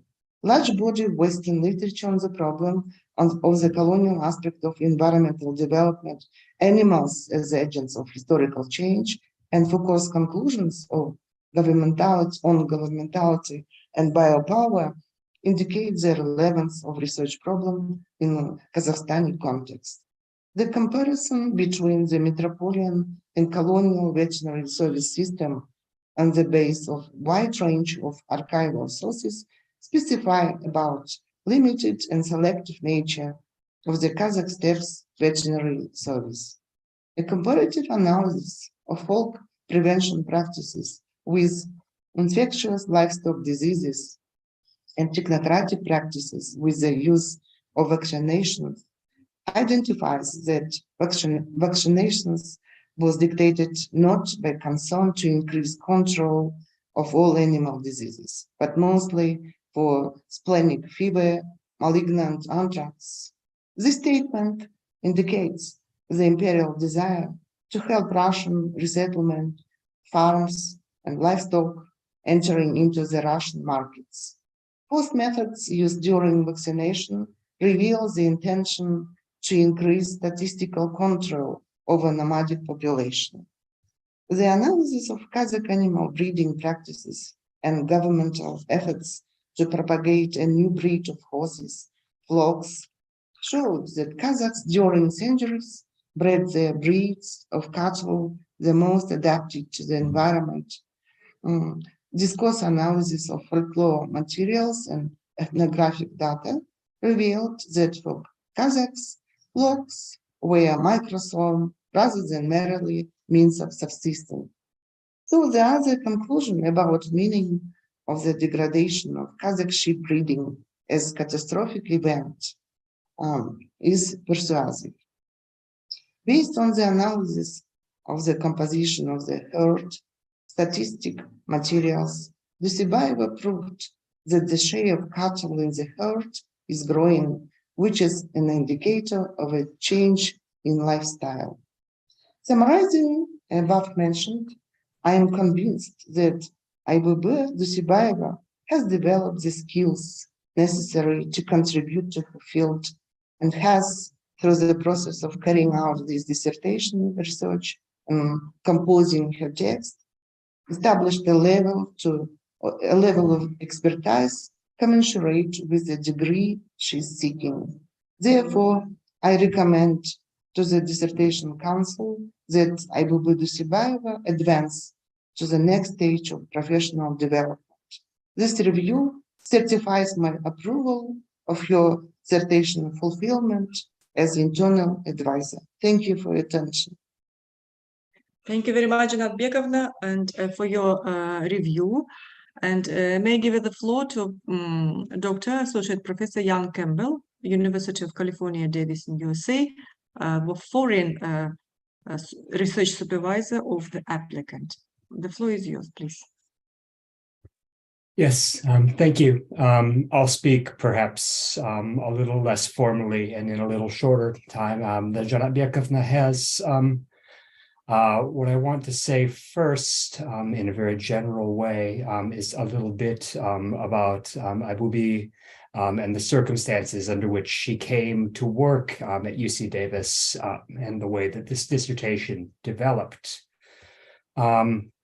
So Aybubi came to California in January of 2020, and there was quickly an idea that we would work on of environmental history, both because of her interests and because of my own research, and because UC Davis is an institution that has a lot of strength in environmental history, historians working in many different regions of the world. So there were a lot of resources to work with. So Aybubi came, and I have to say that in her attitude, the whole time that she was in California in Davis, she was an absolute credit to the caliber of scholars that KAZNU develops, an absolute credit to the caliber of young scholars emerging in Kazakhstan right now. She arrived and we quickly began. She came, she wanted to learn the kind of historiographical approaches that she needed to solve these problems. And we started reading right away, and she had been reading from the beginning very, very challenging texts in English.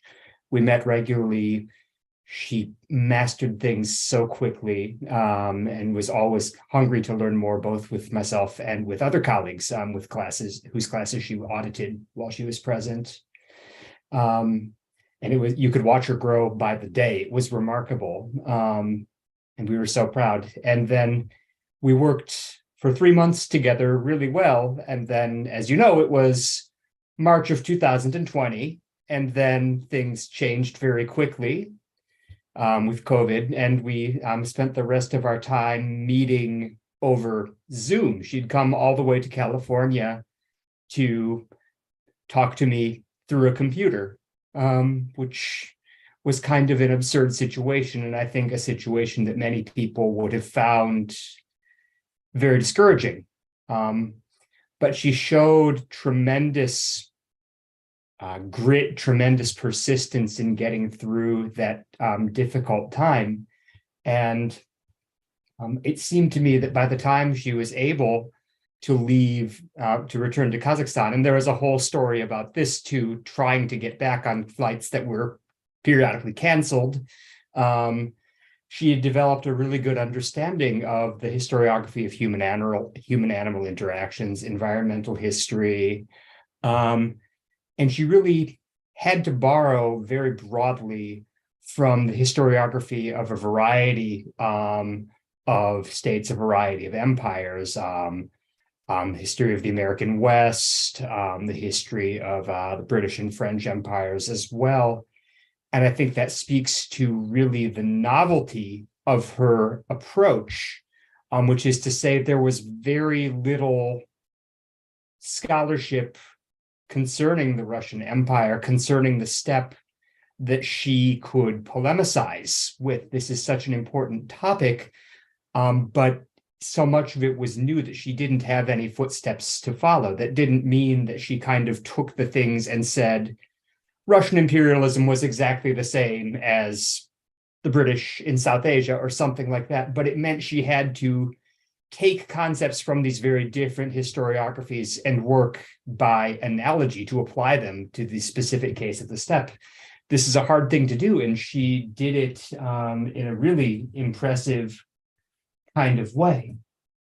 So before I speak just a little bit, Janet Byakovna has already spoken at length about what the significance of this dissertation is. I have to say that it's really a remarkable piece of work. I don't know anything like it in terms of the breadth of historiography that she is able to treat, and the ability to bring together vastly different sources, both official Russian documentation from the archive, Russian language documentation, and these folkloristic Kazakh language sources that produce this holistic picture that distinguishes the dissertation. It's utterly unique. It's a wonderful dissertation. I recommend that she be granted the PhD degree. And I'll go further to say that I think really with a small amount of further work on the English language writing style with which I take on myself to help with, I think this is a book that could be published with an Anglophone academic press and would find a broad readership. This is work that meets very, very high standards. And I think the conclusions are very well proven. In terms of where I see the major contribution of the work, to build a bit on what Janet Byakovna has already said, there's this persistent idea, from 1868 on, from the introduction of the provisional statute, that the overall vector of imperial Russian policy on the steppe is toward the sedentarization of Kazakh nomads, and that this accelerates rapidly with the rise of a resettlement movement from the 1890s on. And so there's an idea that there is a move towards sedentarization, and that imperial Russian policy focused on, the English term is Russianization of Russenia, this kind of slow and gradual cultural change. And this is something which is said very frequently. I say it myself. But very few people have taken it on themselves to investigate what that meant in practice, how that actually was meant to influence how people lived and how it changed their lives. And it turns out that a focus on veterinary science is an way to do that, because what could be more symbolic for imperial Russians of how Kazakh nomads were different from them than the pastoral nomadic economy and the relationship that Kazakh nomads had with their animals. This introducing veterinary service changed these relationships in a fundamental way. And so what she proves in this dissertation, it seems to me, is, and I'm thinking about the larger significance of it here, the kind of change in lived experience that sedentarization, that cultural change meant, that it meant different herds, it meant different practices, it meant the decline of older forms of pasturing, of uses of veterinary medicine and things like that. And she very carefully treats these things not as isolated things, but she sees them in their connections among one another. There's this wonderful holistic view that you couldn't get without the use of the human-animal historiography, without the use of Kazakh folklore. This sense that people's relationships with animals to the lands changed in a fundamental way. And at the same time, what I think is very useful, as she said in her presentation today, that we're moving beyond this kind of earlier stage of post-colonial historiography, where it's just about suffering and harm. Clearly, there is a lot of suffering that's caused by resettlement policy, but the use of Foucault's governmentality helps us to understand even how people who were not, proponents of not proponents of every imperial policy, people like Dobros Muslov, for example, people who believed that they were doing good, found it justified to intervene in the lives of Kazakh nomads in Turkey Oblast to ultimately change nomads' lives. This rhetoric of care, which they sincerely believed, wound up wreaking a fundamental transformation, which was in many ways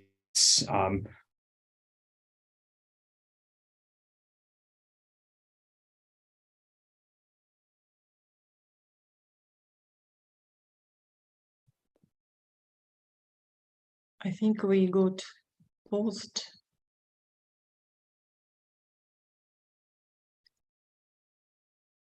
Let us wait for a few seconds. I think the signal will return back soon.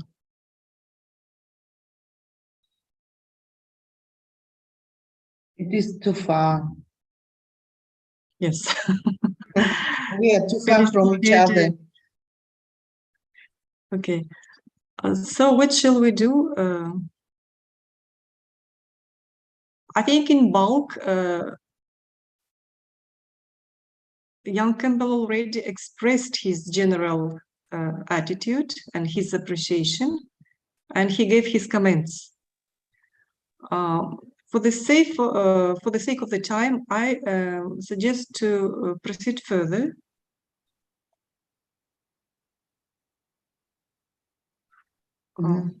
We don't know how. Laura Gibratuna. Yes, he wrote me just now. Just a minute, I'm asking for him what we should do. He tried Okay. to Yes, you're back. Welcome. Oh. Yes. Excuse me, I'm sorry. Please. You may conclude. Yes, you may I was conclude concluding. now. So I think what I would summarize is by saying that, again, the research is exquisitely done. I think she left no stone unturned. I think it's a wonderful dissertation. It was a pleasure to work with her through this entire process. And I highly recommend that she be awarded the degree that she's seeking. Okay, thank you. This is the very key words which we're waiting for you. That moment. So thank you very much, Jan Campbell, for your commentaries and comments for the applicant's work. May I ask now the attention of Dissertation Council? May I give you the floor to official reviewers? First official review, Dr. Andy Bruno. He's Associate Professor in Department of the History and Environmental Science Studies at Northern Illinois University, also from USA. The floor is yours. Please, may ask you to restrict to up to 10 minutes. I'll be very much shorter than 10 minutes. Thank you. Thank you all. So I had the pleasure to read the dissertation in very, very well rendered English over the last few weeks. I found it absolutely fascinating in terms of its ability to bring together various historiographies, various theoretical approaches, and an empirical depth that is just sort of remarkable in terms of getting at sort of really hard to recover histories of human animal interactions through these veterinary scientists, while also paying attention to Kazakh folklore and indigenous or native, local populations' understandings of animals. And I'm just going to hit on a few points here about first the sort of just fluidity with Western Kazakh and Russian historiography was extraordinarily impressive, and frankly much better than many Western historians of Central Asia are able to do in terms of just bringing these literatures together in a productive conversation. A second point of just sort of strength that I wanted to emphasize that I haven't heard said by others is sort of on the theoretical level, there sometimes can be a tendency with people who use post-structuralist theory or talk about coloniality or talk about discourse or talk about governmentality to sort of stay on a very kind of surface level. And that's not what happens at all. This could be, you know, the material and the presentation could be analyzed in a different way and be as rich as any sort of empirically minded dissertation or research would be. So it's extraordinarily in-depth in terms of, you know, what were the actual practices going on with the veterinary medicines, what was actually happening with different groups of animals, and just very specific on that. So treating it both as a, you know, sort of the veterinary knowledge is both a discourse, but also giving us a lot of empirical material to analyze, you know, like the lives of actual animals, for instance, as well.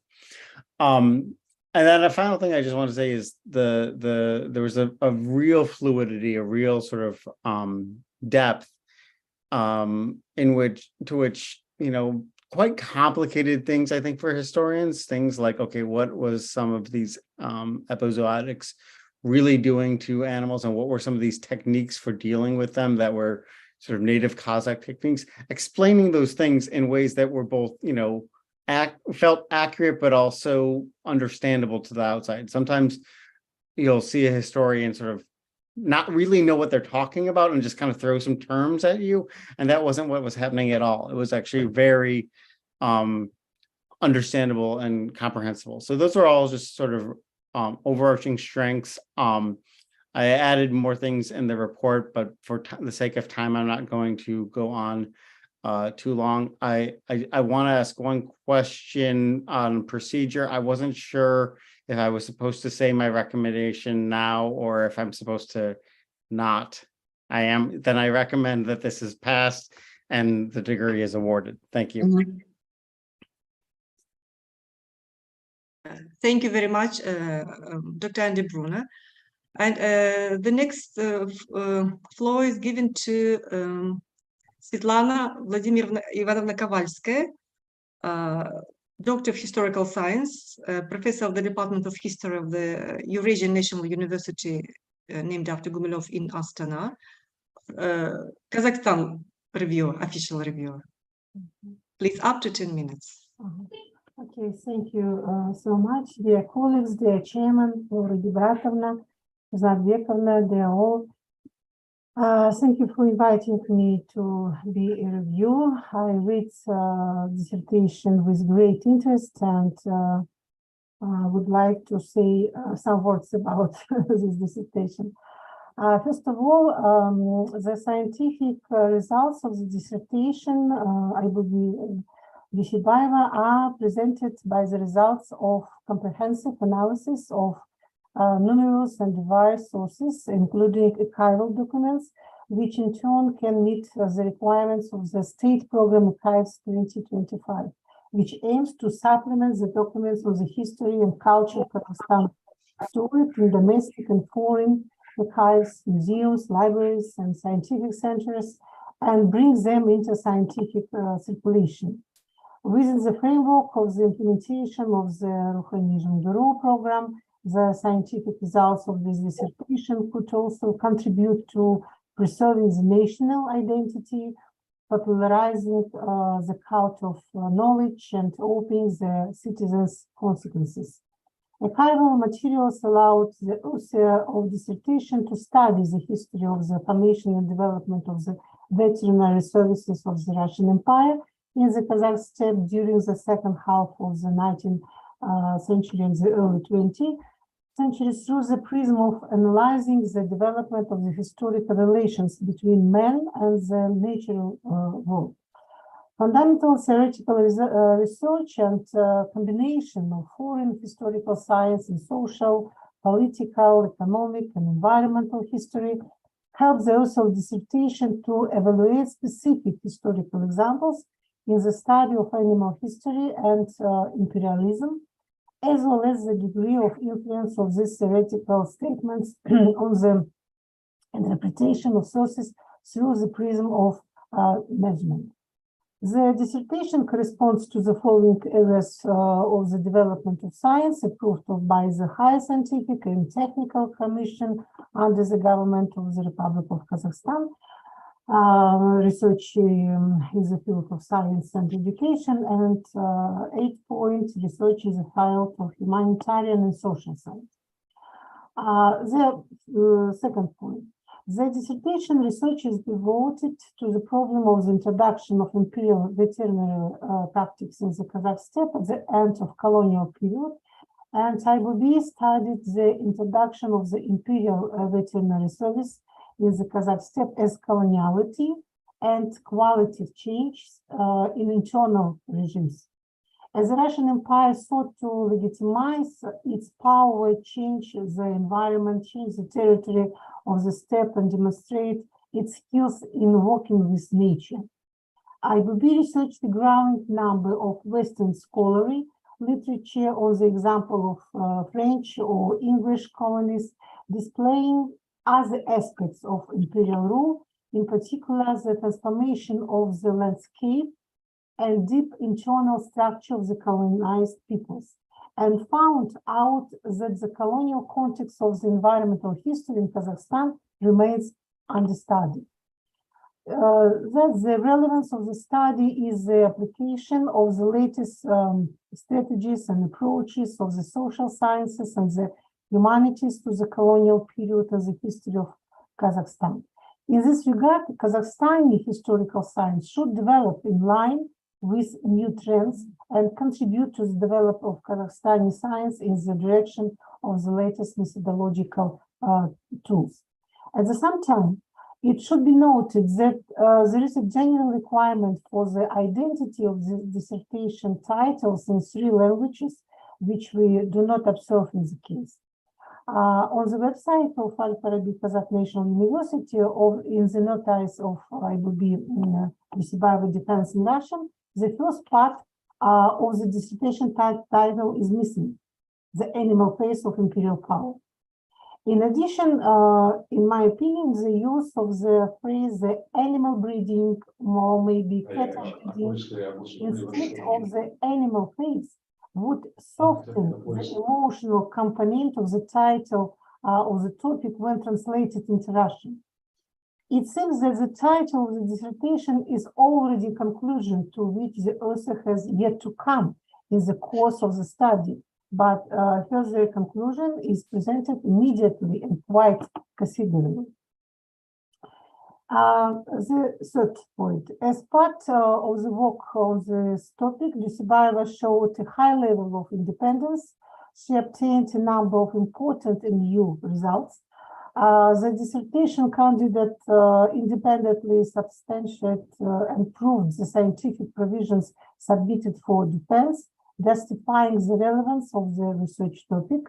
The autonomy of the author is also traced through the interdisciplinarity of the research, which is visible, first of all, through attempts to anthropologize and animate it. The latter is very original and is being undertaken for the first time in the national historiography.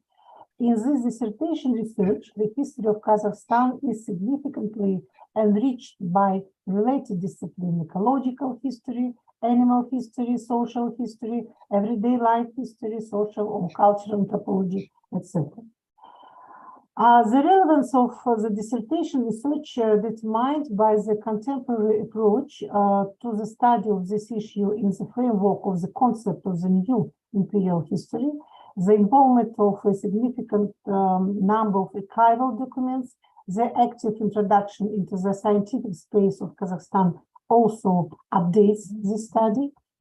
In accordance with the increasing requirements of the modern Kazakhstani system of science and education, the increasingly objectively deepening interdisciplinary nature of modern historical science, Duйсебаева in her work turned to the experience of Western, modern Anglo-speaking authors who developed new approaches to understanding the colonial practice of the great powers of the past in aspects of environmental histories.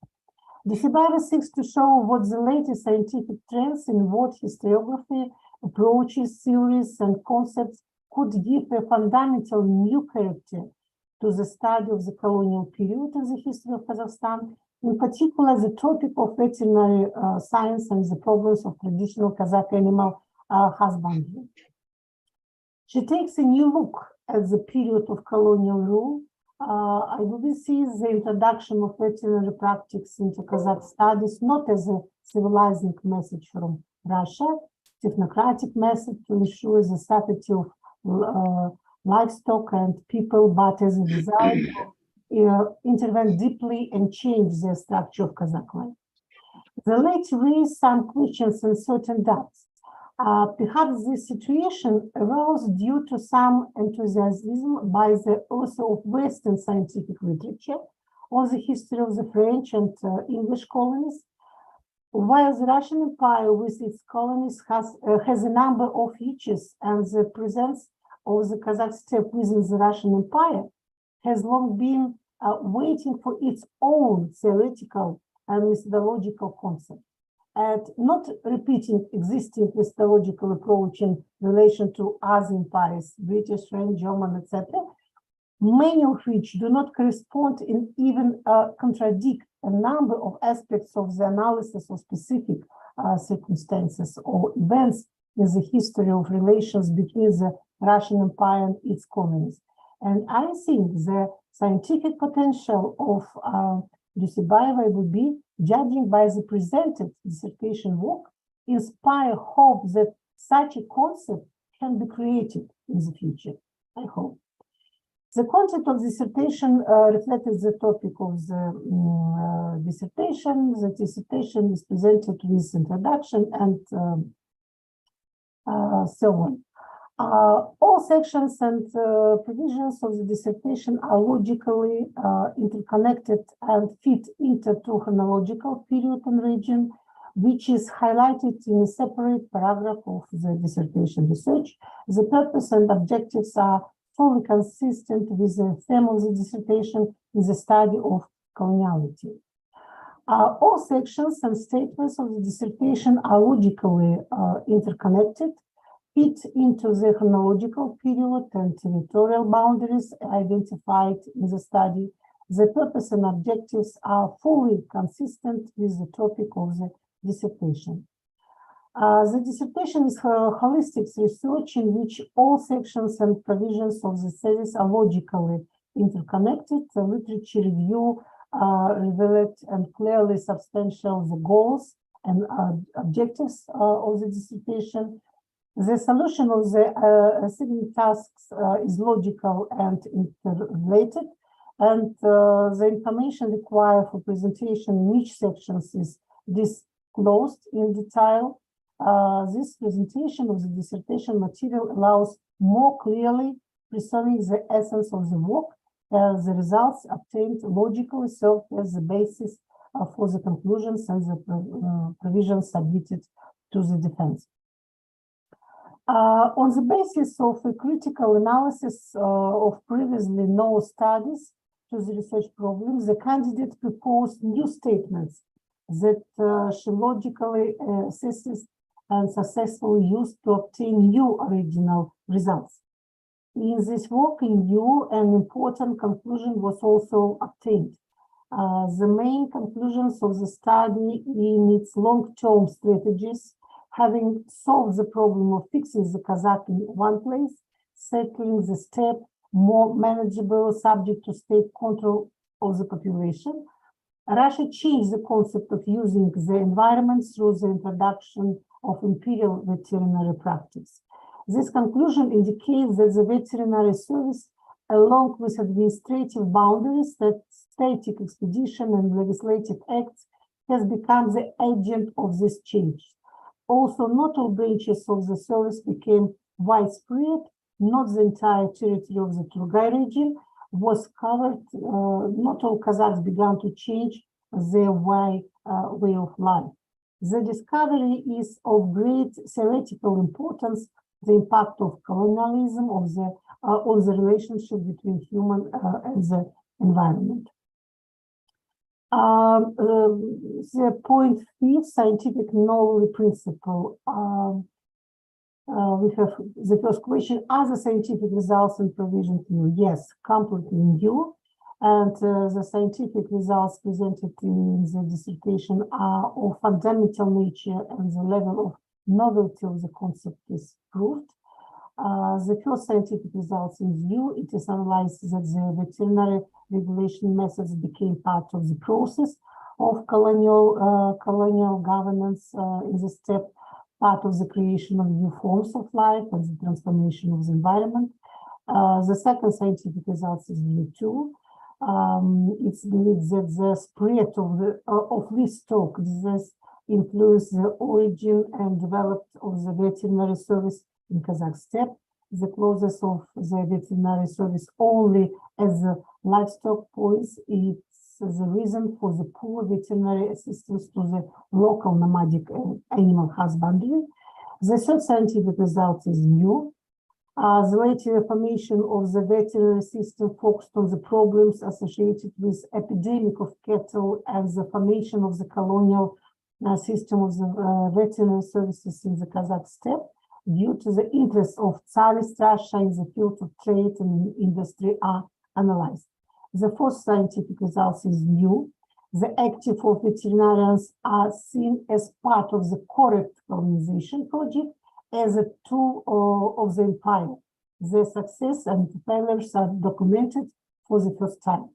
The first scientific results is new. It was analyzed with an accurate date that one of the main ways to control and interfere in the public and private space of Kazakh is to force Russia to vaccinate livestock.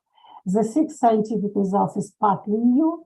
It is systematically recorded that the reduction of livestock pastures, the narrowing of the migration areas, the weakening of Kazakh sheep keeping, as well as the fact that the main sources of livelihood has undergone significant negative change. And the seventh scientific results is partly new. It is noteworthy that the change composition of the herd caused different ways of using pasture and introduced a new element for the Kazakh steppes, hay moving lands, which in turn created diverse forms of land use and economic governance. Difference between types of livestock were given completely different importance, where one type would be less tied to social and cultural capital, the other to economic necessity. The validity and reliability of the pure scientific results are high and proven. The methodology of Michel Foucault allows seeing that the empire set the task of modernizing, establishing control over the nomads, and using veterinary practice as a tool. What this means is that the study depends our understanding of the nature of the imperial state, imperial modernization, and the consequences in the subsequent transformation of the Kazakh life. The validity and reliability of the second scientific results are high and proven. The fact that territory under consideration covers a very large area and the number of veterinarians in this regard is very small indicates the insufficient attention of the authorities to the veterinary service. Svetlana Ivanovna, you may please conclude. Yes, okay. if you don't require so detailed, as if it is your dissertation. Yes, I say this dissertation with a great interest, and I would say some words about this. Okay, if you say the conclusion.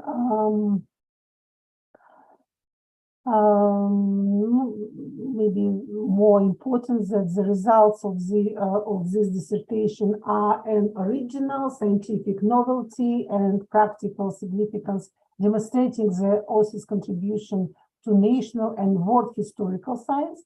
The conducted research presents the ability of a doctoral student to analyze information and draw appropriate conclusions. The work is completely framed in accordance with the academic research format and requirements. The dissertation writing is of a high quality. It characterizes the applicants as a well-established researcher who knows how to set and solve the complex task of historical science independently, with its attention to detail, argumentation, and executive sources based. This dissertation more than fulfills Duйсебаев's state objective of advancing the study of Kazakh history. Summing up the general result, it is necessary to conclude that the new scientific results obtained by the dissertation are essential for Kazakhstan's historical science and practice in the field of history, as the dissertation itself is completed scientific and qualification work that meets the passport AD 02206 history. I consider that the dissertation of Aybubi Duйсебаева on the topic the animal face of imperial power, Kazakh animal husbandry and Tsarist veterinary service meets the requirements for a PhD thesis in the educational program AD 02206 history, and the candidate deserves a PhD degree. Thank you for your attention. Thank you, Svetlana Ivanovna, for very detailed and deliberated your review.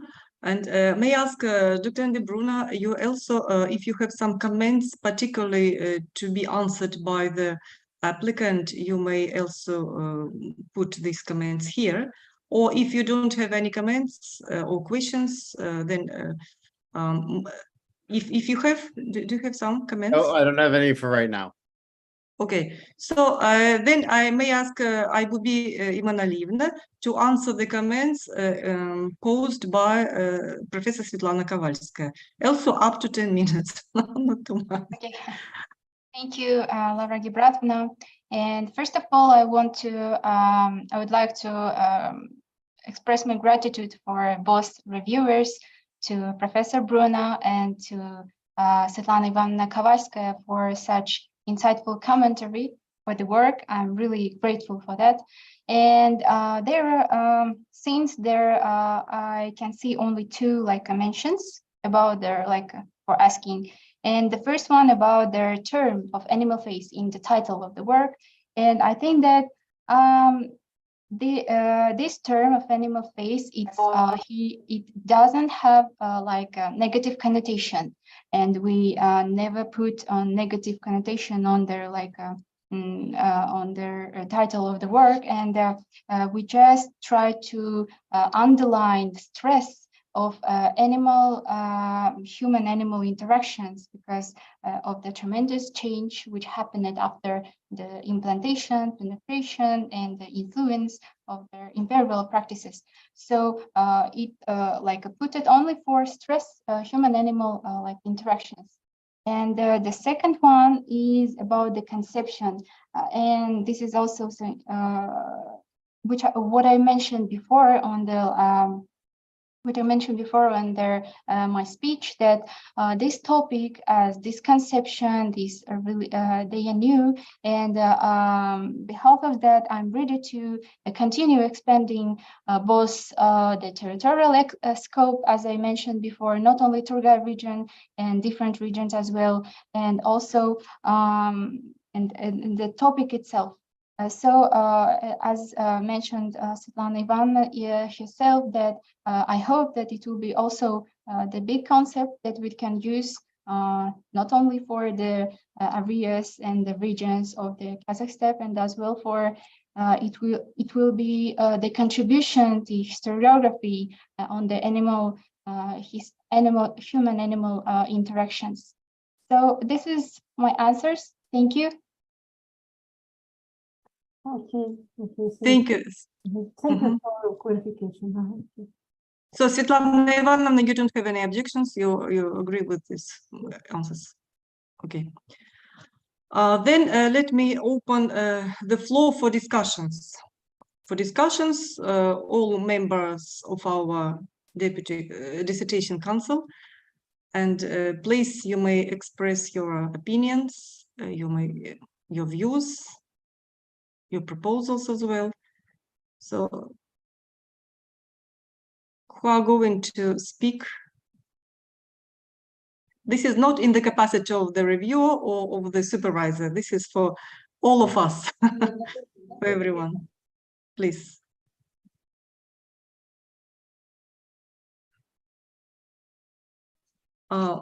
Let me, for the beginning, as of now, begin with myself. And I was very impressed with this dissertation when I was given the text of the dissertation when we were going to approve this or for the approval, discuss.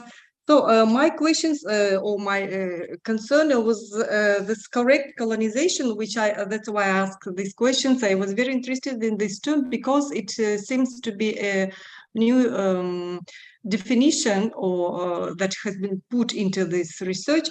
To me, it's as far as I understood, and today following the replies of both this applicant and foreign supervisor research, Dr. Ian Campbell, this is a human face of colonialism, if I understood correctly. And I think this is very important because while speaking about colonialism, we may not follow the straightforward one lopsided approach, rather to use a comprehensive one, which means that, for example, if we speak about as far as I understood, this is the first work of this kind, working in the field of veterinary studies, sciences, in introduction in the STEP by the empire.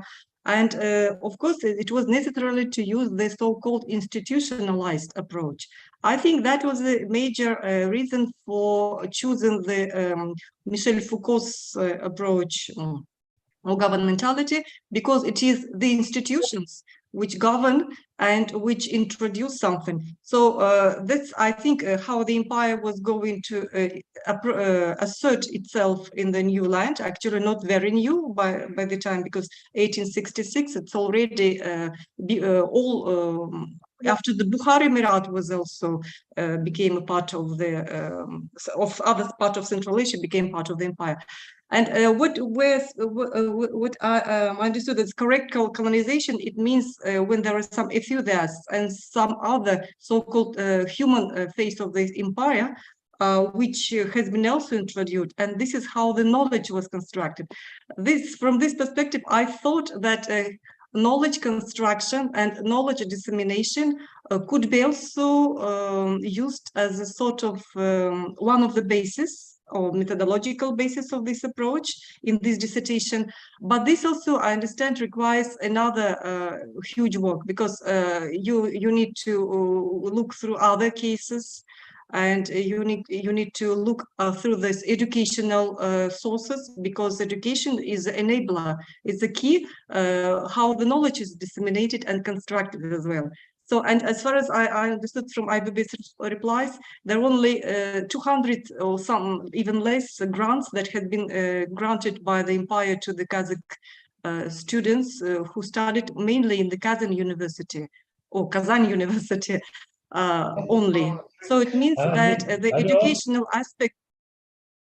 It means that the educational aspect of the empire, you may look into further as a consequence at the next stage of your research, which is, I'm thinking personally that this research should be published by all means. And as Dinlik Terbekovna correctly mentioned, you need to please, and I agree with this attitude, you need please to add another sources like a visual, photographic, or perhaps like paintings, mappings, as well, maps, sorry, because in the work like this, which deals with the space, actually, veterinary services and nomadic life, it's about the space. You need also to map this space. This is which I think lacks in the current version of in the current dissertation research, but hopefully will be added and extended and elaborated further in your future book, which I personally think it is. However, this is, and also the other element with this construction of knowledge, when we speak about Edward Said's colony Orientalism conception, I think you, Aybubi, already mentioned that this is, you just mentioned this, But which case could be? Case could be educational field, because knowledge construction is through education. From this aspect, you could add to your dissertation, to your research as well. This is my my views and my comments on the work which I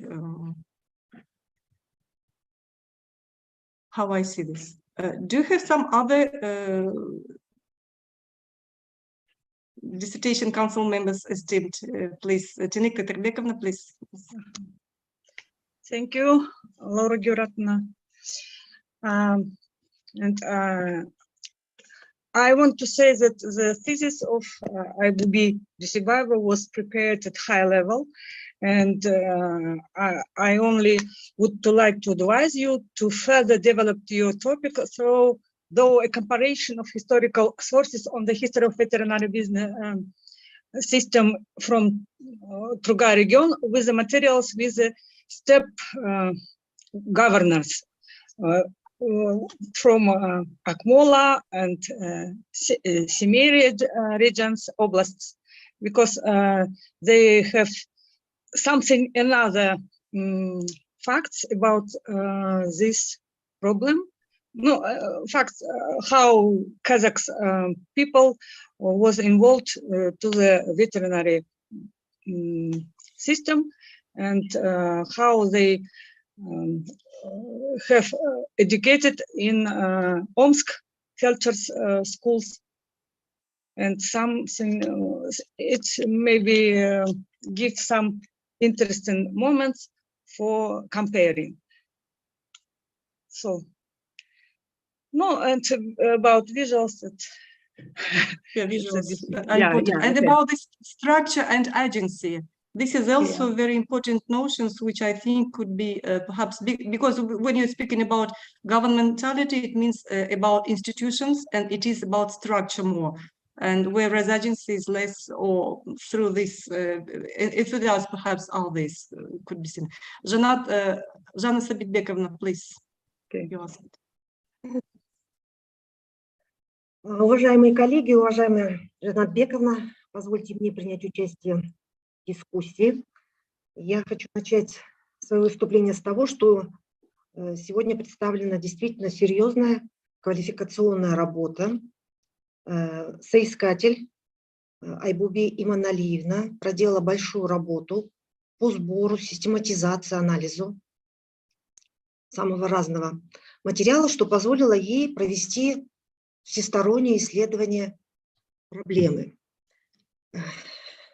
Здесь я хотела бы отметить, что я так думаю, что добрая половина участников совета, она обучалась в советских высших учебных заведениях, и нас, историков, обучали общим закономерностям исторического развития. Это термин, который все время звучал из лекции в лекцию, общие закономерности исторического развития, в соответствии с которым, ну, немного в упрощенной форме я скажу, мир делился на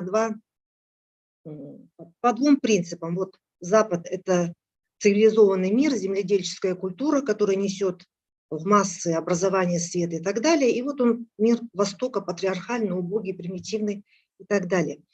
И вот в этом контексте переход, или я бы сказала, поворот от изучения общих вопросов к частным, в данном случае представлена сегодняшняя наша диссертация, это вопросы ветеринарной службы, это часть общей проблемы, скажем так, изучения хозяйства кочевников. Это смелая заявка на то, что в нашей казахстанской исторической науке, историографии наметился перелом в исследованиях. Я уверена в том, что сегодняшняя диссертация, удачно выбранная тема, уверена также в том, что благодаря научным руководителям это вклад, серьезный вклад в развитие нашей казахстанской историографии. Что мне еще импонирует, то, что автор, пожалуй, одна из первых, также использует комплекс зарубежных теоретико-методологических подходов, который позволяет ей по-новому взглянуть на те вопросы, которые были предметом исследований предыдущей историографии. Ну, действительно, это право соискателя, поскольку в решении проблемы существует множество путей, способов, методов. И в этом плане я тоже считаю, что это один из элементов, которые делают эту диссертацию на фоне других очень качественной, выигрышной и в научном плане интересной. Я прочитала диссертацию с большим удовольствием, и чтение ее навлекло меня на некоторые рассуждения, с которыми я хочу поделиться с искателями в первую очередь и с вами, поскольку я уверена, что эта тема еще будет предметом ее исследования, она будет учиться в постдокторантуре, в будущем будет замечательным ученым, и я надеюсь на то, что, возможно, мои советы, они ей пригодятся. Поскольку я историограф, защищала докторскую диссертацию по шифру 09, как и Светлана Ивановна, которая сидит в зале, я, конечно же, в первую очередь обращаю внимание на историографию. Это один из основных разделов любой научной работе, исследования. Меня удивило то, что вы уделили советской историографии одну страницу. То есть 70 лет работы советских казахстанских исследователей вам удалось уложить в Прокрустово-Ложино. То есть отметить лишь работу Кожакина, это совершенно правильно, и подчеркивает мой тезис о том, что на частные вопросы не обращалось внимания, и совершенно обойти вниманием те работы, которые и до вас занимались теми проблемами, которые вы, кстати, выносите на обсуждение. Это видовой состав скотоводства, изменение этого видового состава, влияние реформ на скотоводство и так далее. Начиная от Даршлегера, который занимался исследованием аграрной истории Казахстана в 20-30-е годы, на мой взгляд, очень серьезная работа, фундирована, ну, вплоть до последних работ Зиманова, если убрать всю эту идеологическую шелуху под названием «Добровольное присоединение Казахстана к России» и «Да здравствует Коммунистическая партия Советского Союза», все эти работы, они основательные. Ну, даже если и не все, то фундированные исследования наших замечательных историков, они внесли огромнейший вклад в изучение тех вопросов, которые мы сегодня с вами рассматриваем.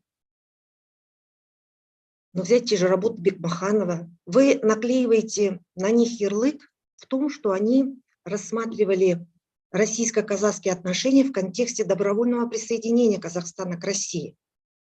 А судьба Бекмаханова, а других историков, как вы можете объяснить этот момент, вот так вот упрощая вклад и работы целой плеяды замечательных историков? Меня, честно говоря, это немного удивило.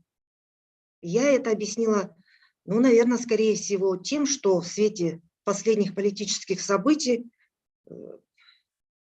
виктимизации нашего исторического сознания, многие процессы сегодня затрудняют процесс отделения пристрастия ученого при изучении той или иной проблемы. Это действительно серьезная проблема.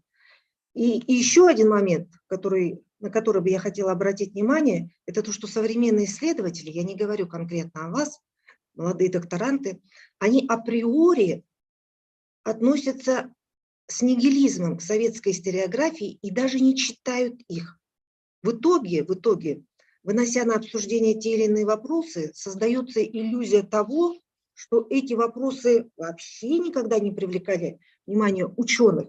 И эта диссертация, ну, чуть ли не новое направление, научное направление в исторической науке. Ну, конечно же, это не соответствует действительности.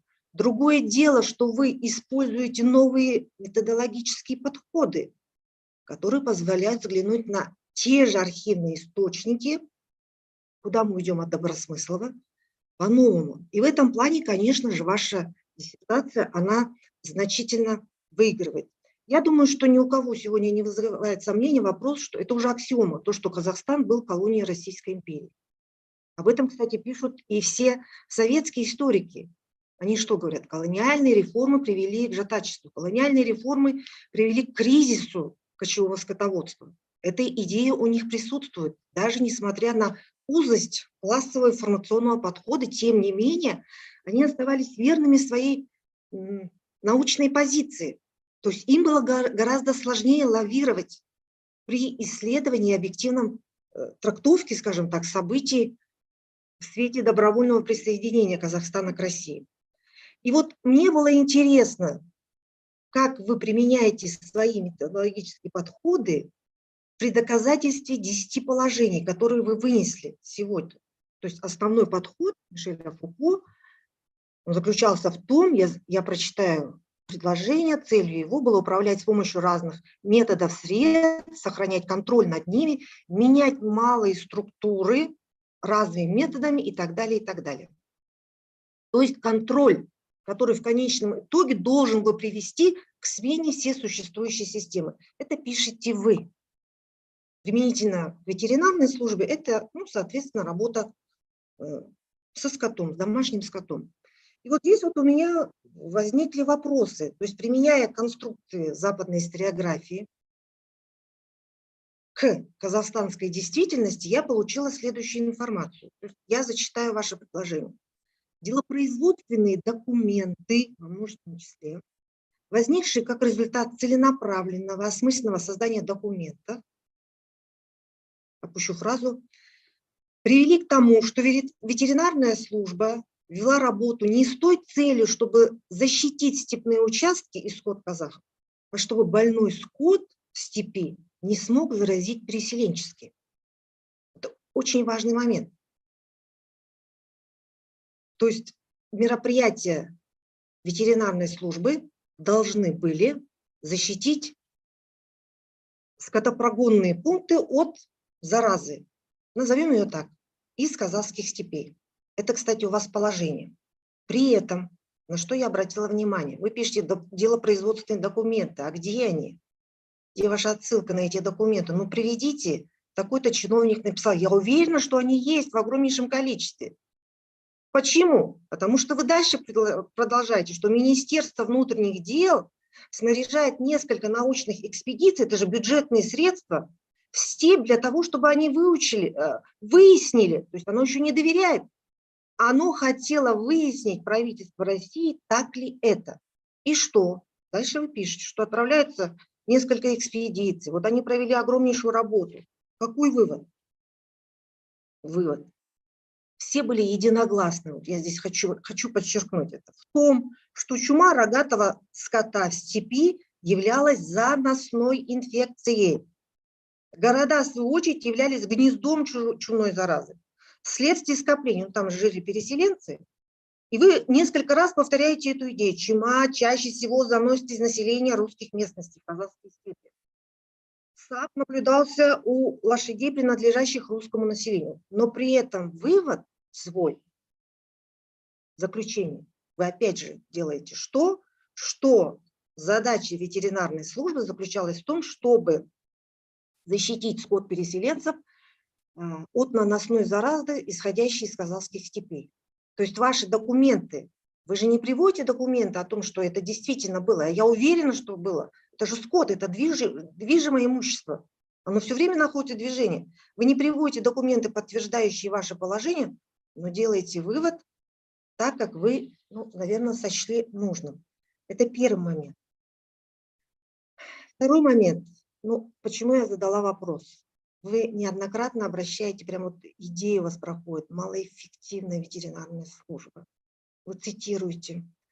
Оставляли без внимания простых кочевников. Сложно представить, как 3-4 ветеринарных врача на пространстве 400 тысяч квадратных верст 3 миллионам поголовья скота могли обслуживать казахское население.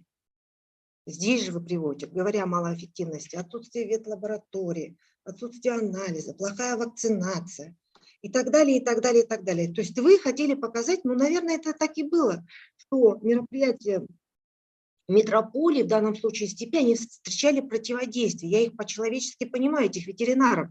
Почему? Потому что разъезжать в степи 3-4, представьте себе, что такое Тургай? Это степь. Здесь ничего и никого нету. И им четверым, вы сами пишете, без служебного положения и довольствия, разъезжать по этой степи, проводить, как вы говорите, всеобщую вакцинацию, я, честно говоря, сомневаюсь, что это было удачное мероприятие. Я в этом плане с вами согласна. Но что вы пишете дальше, исходя из того, что вы говорили? Меры борьбы с болезнями ограничивали движение и порядок жизни местного кочевого населения. Казахи стали все чаще сталкиваться с государственной администрацией, ветеринарными врачами, их у вас 3, фельдшерами, новыми законами, установками, запрещениями. Ну как вот 3 ветеринара в степи встречаются с общиной и создают для них препятствия? Да скотина затопчет их, если они мешают им пройти по этой степи. То есть вы выдвигаете одни гипотезы, они верны, я не говорю, что они верны, не верны, они, скорее всего, верны, но вы должны в контексте своей гипотезы представлять такие архивные материалы, которые желательно, чтобы они подтверждали ваше положение. Вы же выдвигаете это. Следующий момент. Вот развитие ветеринарии. Дискурс «Поворот к животным» – это настолько интересно, учитывая, что у казахов было кочевое общество. Я считаю вас пионером в этом направлении. Вы большая молодец. Несение ветеринарной службы показывается как элемент колониального управления. Согласна с вами абсолютно. Здесь вы ссылаетесь на работу Мишеры, что колониальная ветеринария в Индии включала то-то, то-то, то-то, разведение, селекция, продажа и так далее. То есть вы взяли этот подход и должны были применить сообразно к казахской степи. Дальше что вы пишете? Колониальные институты следовали столичным исследовательским инициативам. Колониальные институты здесь, в Тургайской степи, в данном случае в лице Добросмыслова, на которого вы постоянно делаете отсылку. Он у вас основной источник вашей работы. Это понятно, он главный ветеринарный врач, это все верно. Но что получается? Получается, когда вы говорите о Добросмыслове, стоит ли делать такой вывод, что он безоговорочно следовал имперским инициативам? Да, это чиновник, да, он защищал интересы колониальной администрации, я абсолютно в этом уверена. Он действовал, но как? Он говорил, что нужно извлечь максимум выгоды из казахского общества. Зачем заниматься земледелием? Овца принесет доход. Зачем заниматься селекцией? Это лошадь наиболее приспособлена, мы сможем больше продать. Зачем? И здесь вам надо было, это же тоже практики новые, о которых вы говорите. У него фундированные исследования, они статистические, они подкреплены данными. Мы никак не можем от них уйти. И здесь, наверное, было важно, насколько Россия, империя, прислушивалась к инициативам колониальных кадров, местных, я имею в виду. Я уверена, что прислушивалась. Почему? Потому что во главу угла стоял прагматичный интерес. Она хотела извлечь максимум выгоды, придя в этот край. Она же затратила средства, теперь нужно окупить полностью.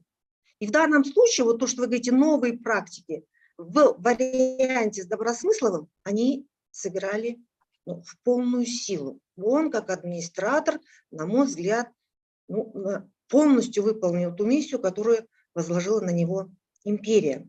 Опять же, вот меня удивило то, что вы, на мой взгляд, немного выборочно подходили к анализу источников. То есть вы брали то, что вам необходимо для подтверждения ваших постулатов, но не шли дальше. Почему? Почему вы не идете дальше? Ваша же задача доказать, что эти практики работали. Вот вы говорите, почему я задала вам вопрос о казахских источниках. Вас унесло в этнологию, фольклор, эпос и так далее, и так далее. Но я-то имела в виду совершенно другое. Вы же должны были показать, как эти практики действовали на людей живущих. Мы же с вами изучаем казахское общество. И вот вы приводите пример с коровой. Он у вас в таких отрицательных коннотациях. Карасир, сасакмал и так далее, и так далее. Все верно. Это верно. Почему? Потому что корова ассоциировалась с обеднением, с нищетой, с тем, что кочевник не смог бы занять достойное место. Это все верно. И то, что вы говорите, казахи противились, да, я с вами абсолютно согласна. Но почему вы не идете дальше? Тот же Добросмыслов, он что пишет? Одно предложение. Казахи начинают охотно заводить коров. Слово «карасир» уже не употребляется. Карамал. Казахи начинают говорить «сир». Почему? Да потому что те практики, о которых вы говорили, они начинают действовать. Товарно-денежные отношения, которые возникают вследствие, как результат реформ колониальных середины XIX века, они вынуждают казахов внедряться в рынок. Они вынуждены продавать ту скотину, которая будет востребована. Формула товар, деньги, товар, ее никто не отменял. И что говорить? Жена Сабитбековна, прошу прощения, Жена Сабитбековна, у нас просто Хорошо. по времени другие тоже будут высказываться. Давайте вы, Давайте, please conclude. Так, ну ладно, тогда просто скажу, что в данном случае корова, она как практика, она стала активно применяться в скотоводстве кочевников. В целом, завершая свое выступление, я хочу сказать, что данная работа действительно является квалификационной работой, хорошей работой, добротной работой, а соискатель наш, она заслуживает присуждения искомой степени. Я поддерживаю. Давайте, да. Решение на ваши вердикты сейчас говорить не надо здесь. Это мы потом на голосовании скажем. Спасибо большое, Жанна Сабитбековна. Очень развернутые вы дали комментарии свои. Я думаю, что соискатель, наверное, в будущем потом, ну, не в будущем, а уже непосредственно прислушивается, потому что ценные комментарии, взгляд, как говорится, изнутри и взгляд и снаружи. И вот, кстати говоря, вот то, что вы сказали, Жанна Сабитбековна, о том, что многие там учились и в то время, еще и так далее сейчас, ну, наверное, дает некую какую-то подушку безопасности в том плане, что вы можете иметь взгляд и отражать и понимать взгляды, которые превалировали в то время, и, соответственно, с новыми подходами, которые распространяются сейчас. Наверное, в этом и есть уникальность этого поколения. Спасибо большое. Я вот, Зиябек Ермухамбетович, пожалуйста, вы хотели взять слово, да? Да, большое спасибо. Я внимательно слушаю за выступлениями, за предложениями, за некоторыми замечаниями, не имеющими принципиального характера. Я бы хотел, чтобы много времени не занимать, отметить на одном важном тезисе нашего соискателя Дуйсебаевой Айбуби Именалиевны о том, что ветеринарная служба, ветеринария, внедренная колониальными властями, внедренная Российской империей, стала частью колониального управления степью. Вот это, я думаю, одна из центровых идей, которая мне больше импонирует. Дело в том, что Казахстан не пришел в степь, казахскую степь для того, чтобы нести благо, скажем, степнякам. Более того, архивные документы XVIII века, сосредоточенные в Оренбурге, в Омске, в Москве, Санкт-Петербурге, а также полное собрание законов Российской империи, касающиеся преимущественно XVIII-XIX века, они однозначно говорят о том, что Российская империя открыто, не прикрывая ничем, давала установку о том, чтобы, скажем, была худоба в скоте, в первую очередь в лошадях. Потому что в XVIII веке, период постепенного присоединения Казахстана, отстранения, ослабления, дискредитации политической казахской элиты, в лице ханов, султанов, позднее батырых старшин, проводила такую политику, чтобы степное казахское население стало более бедным. Более того, мы уверены и убеждены, что, скажем, на обширную большую область, скажем, такую как Тургайскую, несколько ветеринаров ситуацию в корне переломить не могли. К тому же сами степняки были превосходными ветеринарами. В случае массовой гибели скота, скажем, от эпизоотии, природных, стихийных и иных болезней, они были чрезвычайно редки. Они начинаются как раз, они усиливаются с момента внедрения, с момента вхождения Российской империи, имперских институтов, городов, скажем, окружной системы управления в 20-е годы XIX века. Именно в это время начинается массовая гибель скота. Куда смотрели ветеринарные службы? Конечно, они не могли переломить ситуацию. Еще раз повторюсь, казахи были превосходными ветеринарами. Вот наши коллеги-этнологи, которые, скажем, занимаются этой проблематикой, они подчеркивают, что практически каждый степняк овладел превосходно ветеринарными знаниями на протяжении, скажем, нескольких столетий. Еще один момент, уважаемые коллеги, о том, что насколько эффективна была ветеринарная служба, то есть неэффективна, свидетельствует о том, что в XVIII веке, пока имперских таких институтов не было, как это случилось особенно в ходе реформ административных 60-х годов XIX века, казаки имели огромное количество скота, в первую очередь в виде лошадей. Я пример приведу. Скажем, специалисты XVIII века, которые оставили свои записи о скотоводстве казахов, о ветеринарной службе, они говорят о том, что казахи чрезвычайно богаты на скот. Вот это нельзя отрицать. Это и Фальк, и Бартенес, и Миллер, и Фишер, все подряд один за другим пишут. Я приведу один архивный материал из фонда 1.1 Омского исторического государственного архива, где даются сведения о перекочевке табунщиков султана Мехмед-Султана, двоюродного брата хана Аблая, в 1754 году на правый берег Иртыша. Вот смотрите, один уникальный факт. У султана Мехмед-Султана, правителя или старшины Кыпчакского улуса, около 6 тысяч, скажем, хозяйств, юрт, подчиненных.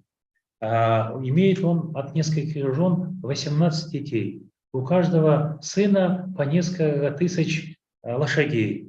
3, 5, 7.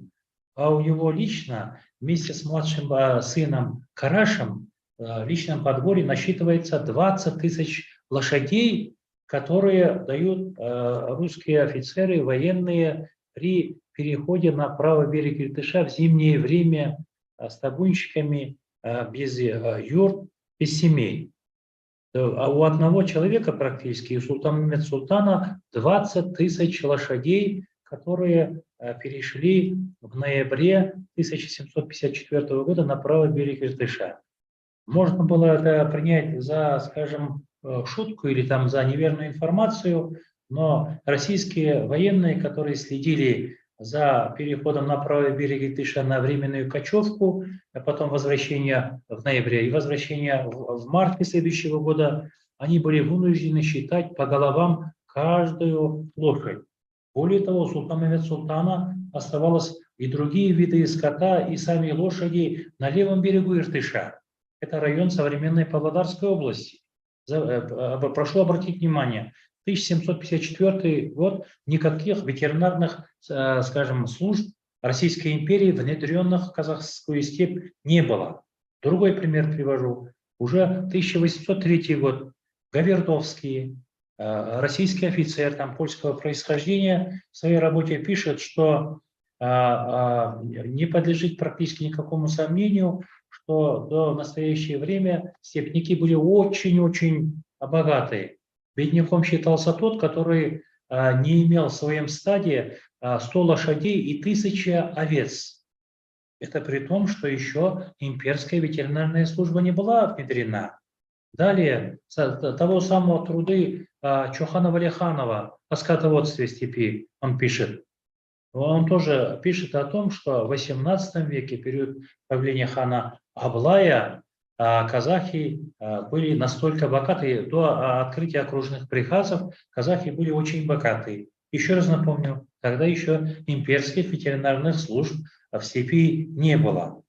Абая приведу, даже в начале 20 века, примерно 1903 году, Галкин, скажем, военный губернатор Семипалатинской области, исходя из доношения Семипалатинского уездного начальника, опираясь на его данные, пишет, дает характеристику Абаю и пишет, что Абай очень состоятелен. Тот великий Абай Кунанбаев, которого мы ассоциируем в первую очередь, скажем, поэзией казахской и назиданиями. Он пишет, Абай был очень состоятелен. У него в хозяйстве было 1000 лошадей и 2000 овец. Учитывая, что казахи старались прятать свой скот от обложения, от подсчета и так далее, можно предположить, что у Абая и у других кочевников скота было намного, в первую очередь, лошадей больше. Одним словом, я хотел подчеркнуть, поддержать нашу соискательницу, нашего докторанта Дуйсебаевой Айбуби Иманалиевны, которая делает превосходный вывод о том, что внедрение ветеринарной службы это было одной из задумок колониальной политики Российской Федерации, извините, не Федерации, а Российской империи. Это была колония, это четкая задумка была Российской империи. Никакого блага они нести не могли. Наоборот, уже в условиях начала, скажем, 60-х годов 19 века, начала 20 века, уже мы открыто видим, что скота у степняков стало больше. Куда смотрели имперские ветеринарные специалисты или имперская ветеринарная служба. Поэтому, не вдаваясь в другие моменты, я считаю, что работа Дуйсебаевой Айбуби Иманалиевны выполнена на очень хорошем уровне, не оценивая, не давая ей результатов плюс, поддерживая, не поддерживая. Это мое внутреннее дело. Я по вашему, скажем, указанию инструкции свое мнение выскажу. Хочу сказать, что работа выполнена на очень хорошем уровне. Конечно, есть определенные технические моменты, есть определенные, скажем, вещи, которые можно было усилить, но диссертация такая вещь, которая, скажем, постоянно требует совершенства. Мы сами кандидатскую и докторскую писали, уже Зак Касымбаевича знаем. Сегодня вроде завершил, а хочется завтра еще один день поработать. Поэтому, когда Айбуби Иманалиевна будет выпускать монографии по итогам докторской диссертации, рукописи, я думаю, что все замечания, рекомендации, не имеющие принципиального характера, она учтет. Спасибо за работу, спасибо за внимание. Зейбек Ермуханович, спасибо вам большое за тоже развернутый комментарий. А вот у меня к вам вопрос. Вы считаете, что деятельность колониальной ветеринарной службы в конце 19-го, начале 20 века, она являлась положительным или отрицательным моментом для казахского скотоводства? Судя по вашему мнению... Понял.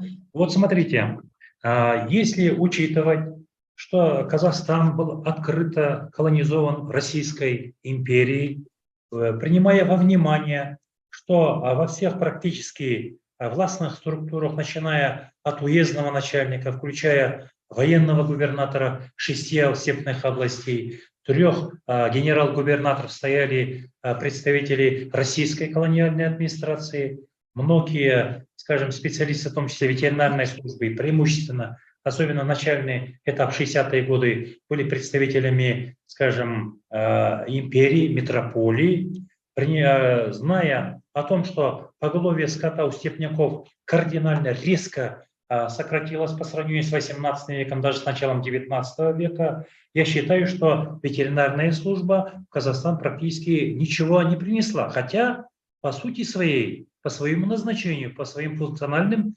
назначению, ветеринарные службы, конечно, должны были работать во благо того, чтобы не было массовой гибели скота.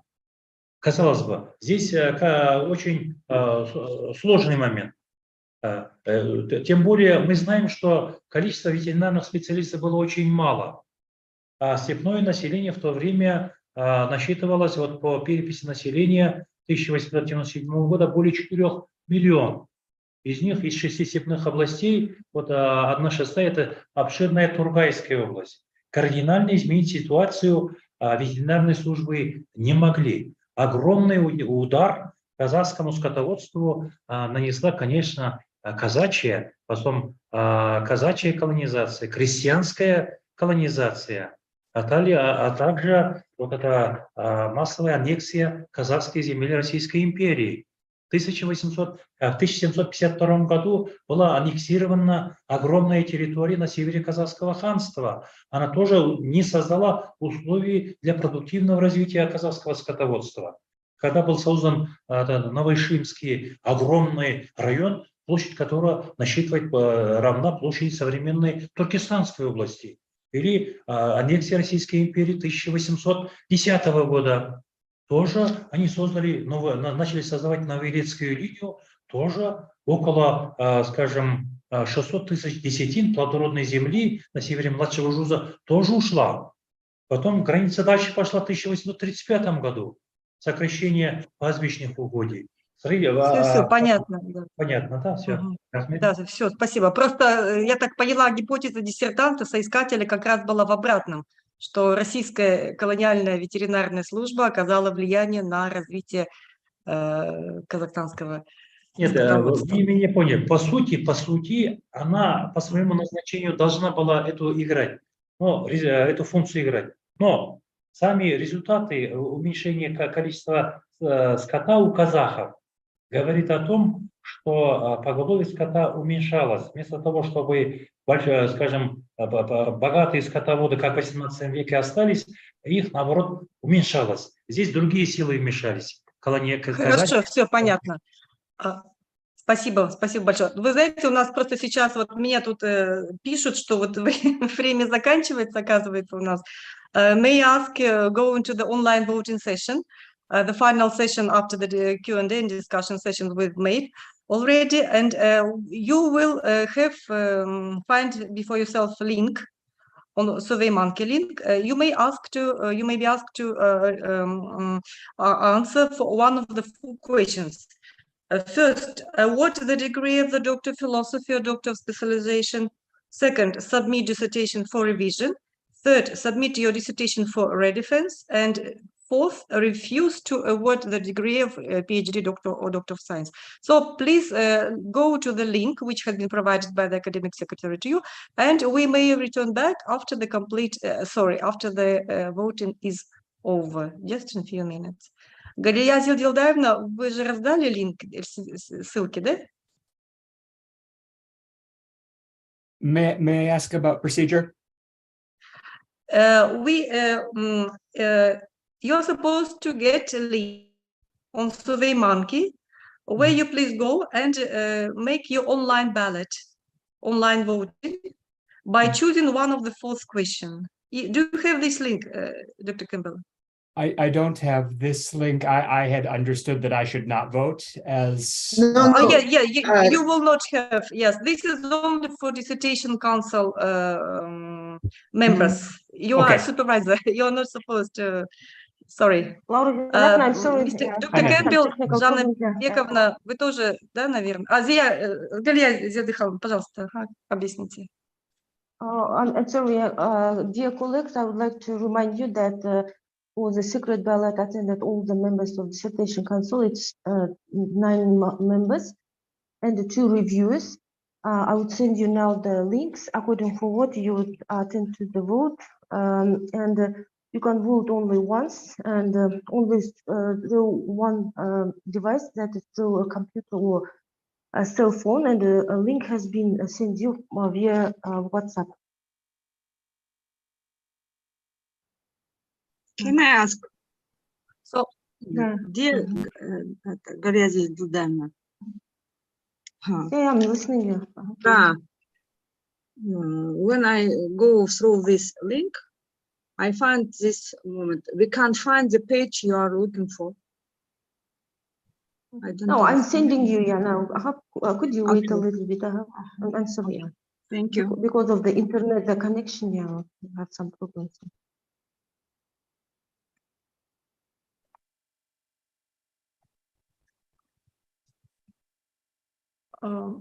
Галия Зильдилдаевна, вы сейчас на группу, да, вышлете этот линк? Да, у меня вот что-то завис с компьютера сейчас. А то я открыла, оказывается, на YouTube другая ссылка.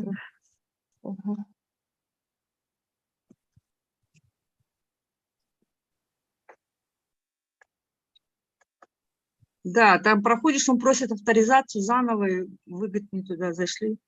Нет, то, что я отправляла ранее, эта ссылка уже устарела, и сейчас я вот новую отправляю. Баси сол амбаян, түсінікті, рахмет.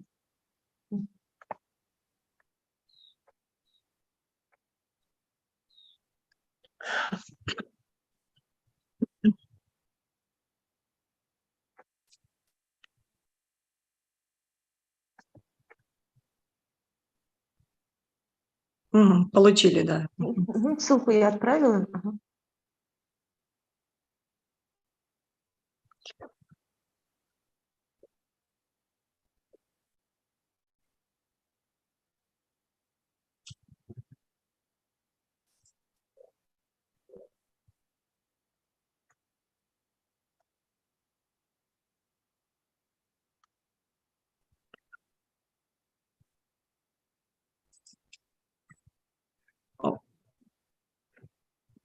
Так, я вот отмечаю, что я проголосовала.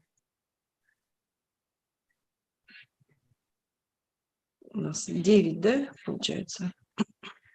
Нет, у нас 11 человек должны проголосовать, 9 у нас члены диссертационного совета и 2 человека у нас рецензенты. Мгм.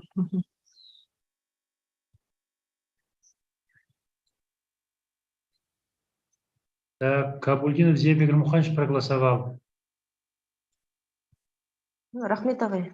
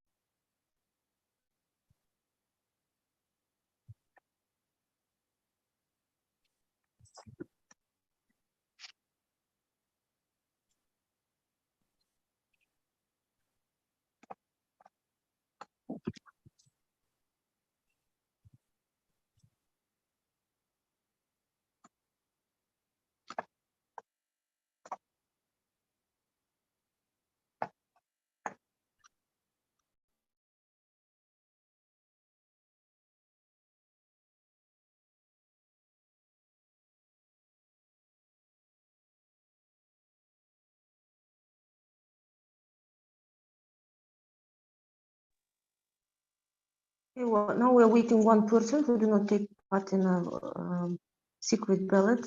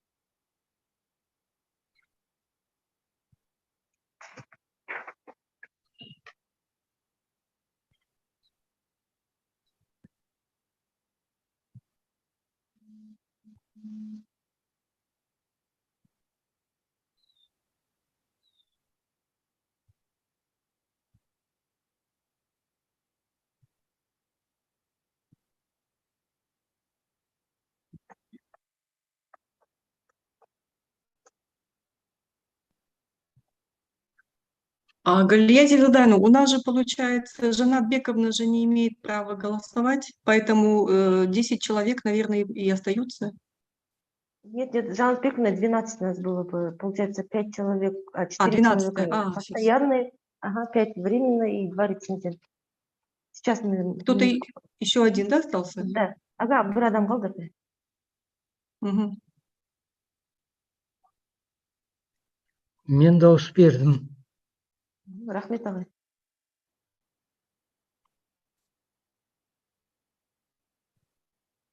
Берген Крибаевич, вы это проголосовали, да? Лаура Габратовна дайын болды. Дайын, ага, все. Рахмет. Esteemed members of today's council meeting, may I ask to announce the vote results for Галия Зельдановна. Please, пожалуйста. Thank you, Laura Gibratna. According to the secret ballot, let me announce the results of the secret ballot. All the members of dissertation council, it's 9 person and the 2 reviewers take part in it, and the voting results are followed to. According to this, we could say, as you see in the presentation, 11 to award the degree of Doctor of Philosophy or Doctor of Science. Send the dissertation for revision 0, send the dissertation for defense 0, refuse to award the degree of Doctor of Philosophy or Doctor of Science 0. According to this result, we could see that the 11 persons vote for the position of to award the degree of Doctor of Philosophy or Doctor of Science. I would like to you, Laura Ibratna, take in account this information during the announcing the results about the final decision of the dissertation council. I ended my report. Thank you. Thank you very much, Галина Зельфридовна. So we have now 11 voters voted in favor of award for the award of the PhD title to Айбуби Иманалина Дуйсебаева. We congratulate you, and with this 100% result, which means a lot. So congratulations. And we also need one task in our agenda. We need to, according to the regulations of the dissertation council procedure, we need to adopt a conclusion on the dissertation work. So the draft of this conclusion has been disseminated to members of the dissertation council. May I ask you please kindly look through the, we just need to adopt one by one, step by step, the final results for this dissertation, for this conclusion, sorry. Please open this.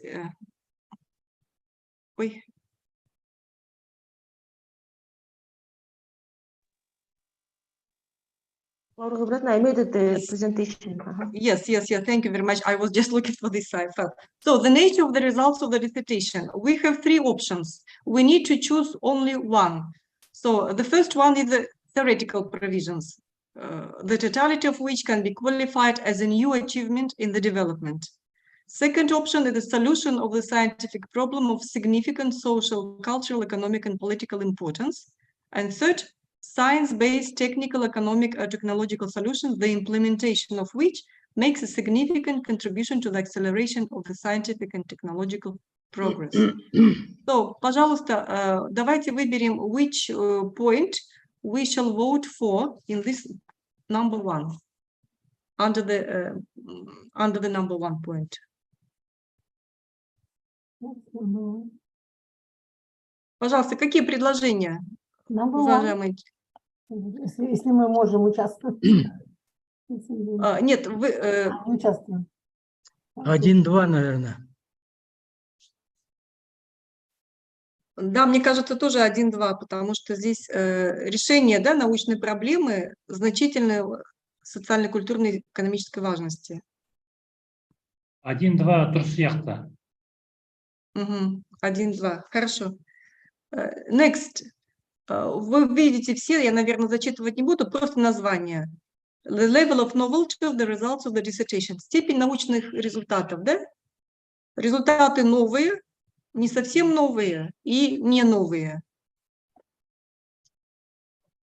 Новые, 2-1. Новые. 2-1. Да.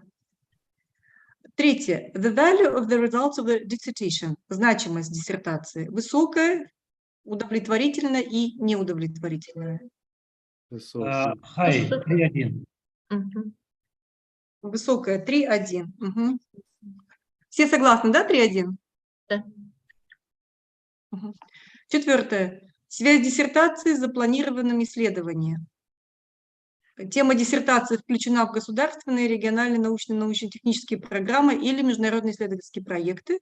Второе. Тема включена в программы фундаментальных исследователей, индустрии развития, научных планов организации вузов.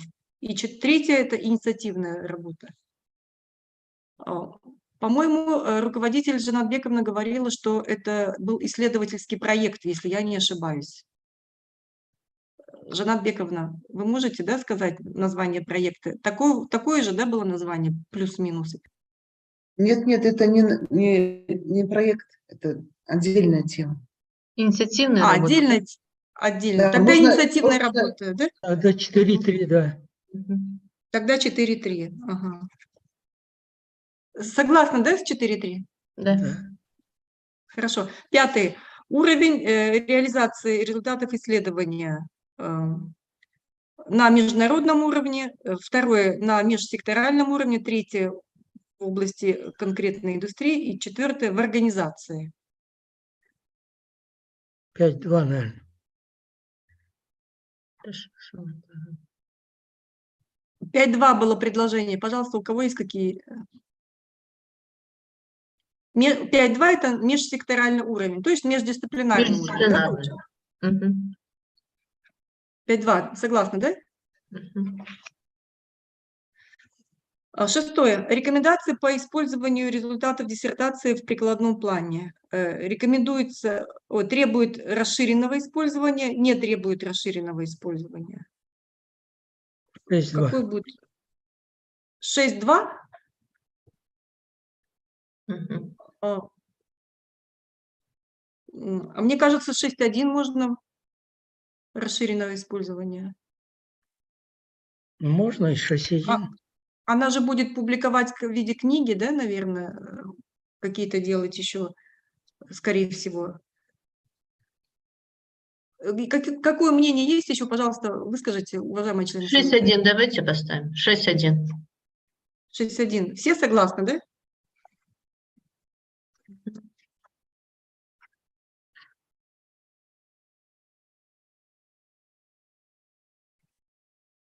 Или, может быть, я неправильно понимаю, требует расширенного использования и не требует расширенного использования. 6.1, да. 6.1. То есть мы рекомендуем ей в дальнейшем продолжить работу, опубликовать монографии, как вы сказали. Я поняла так.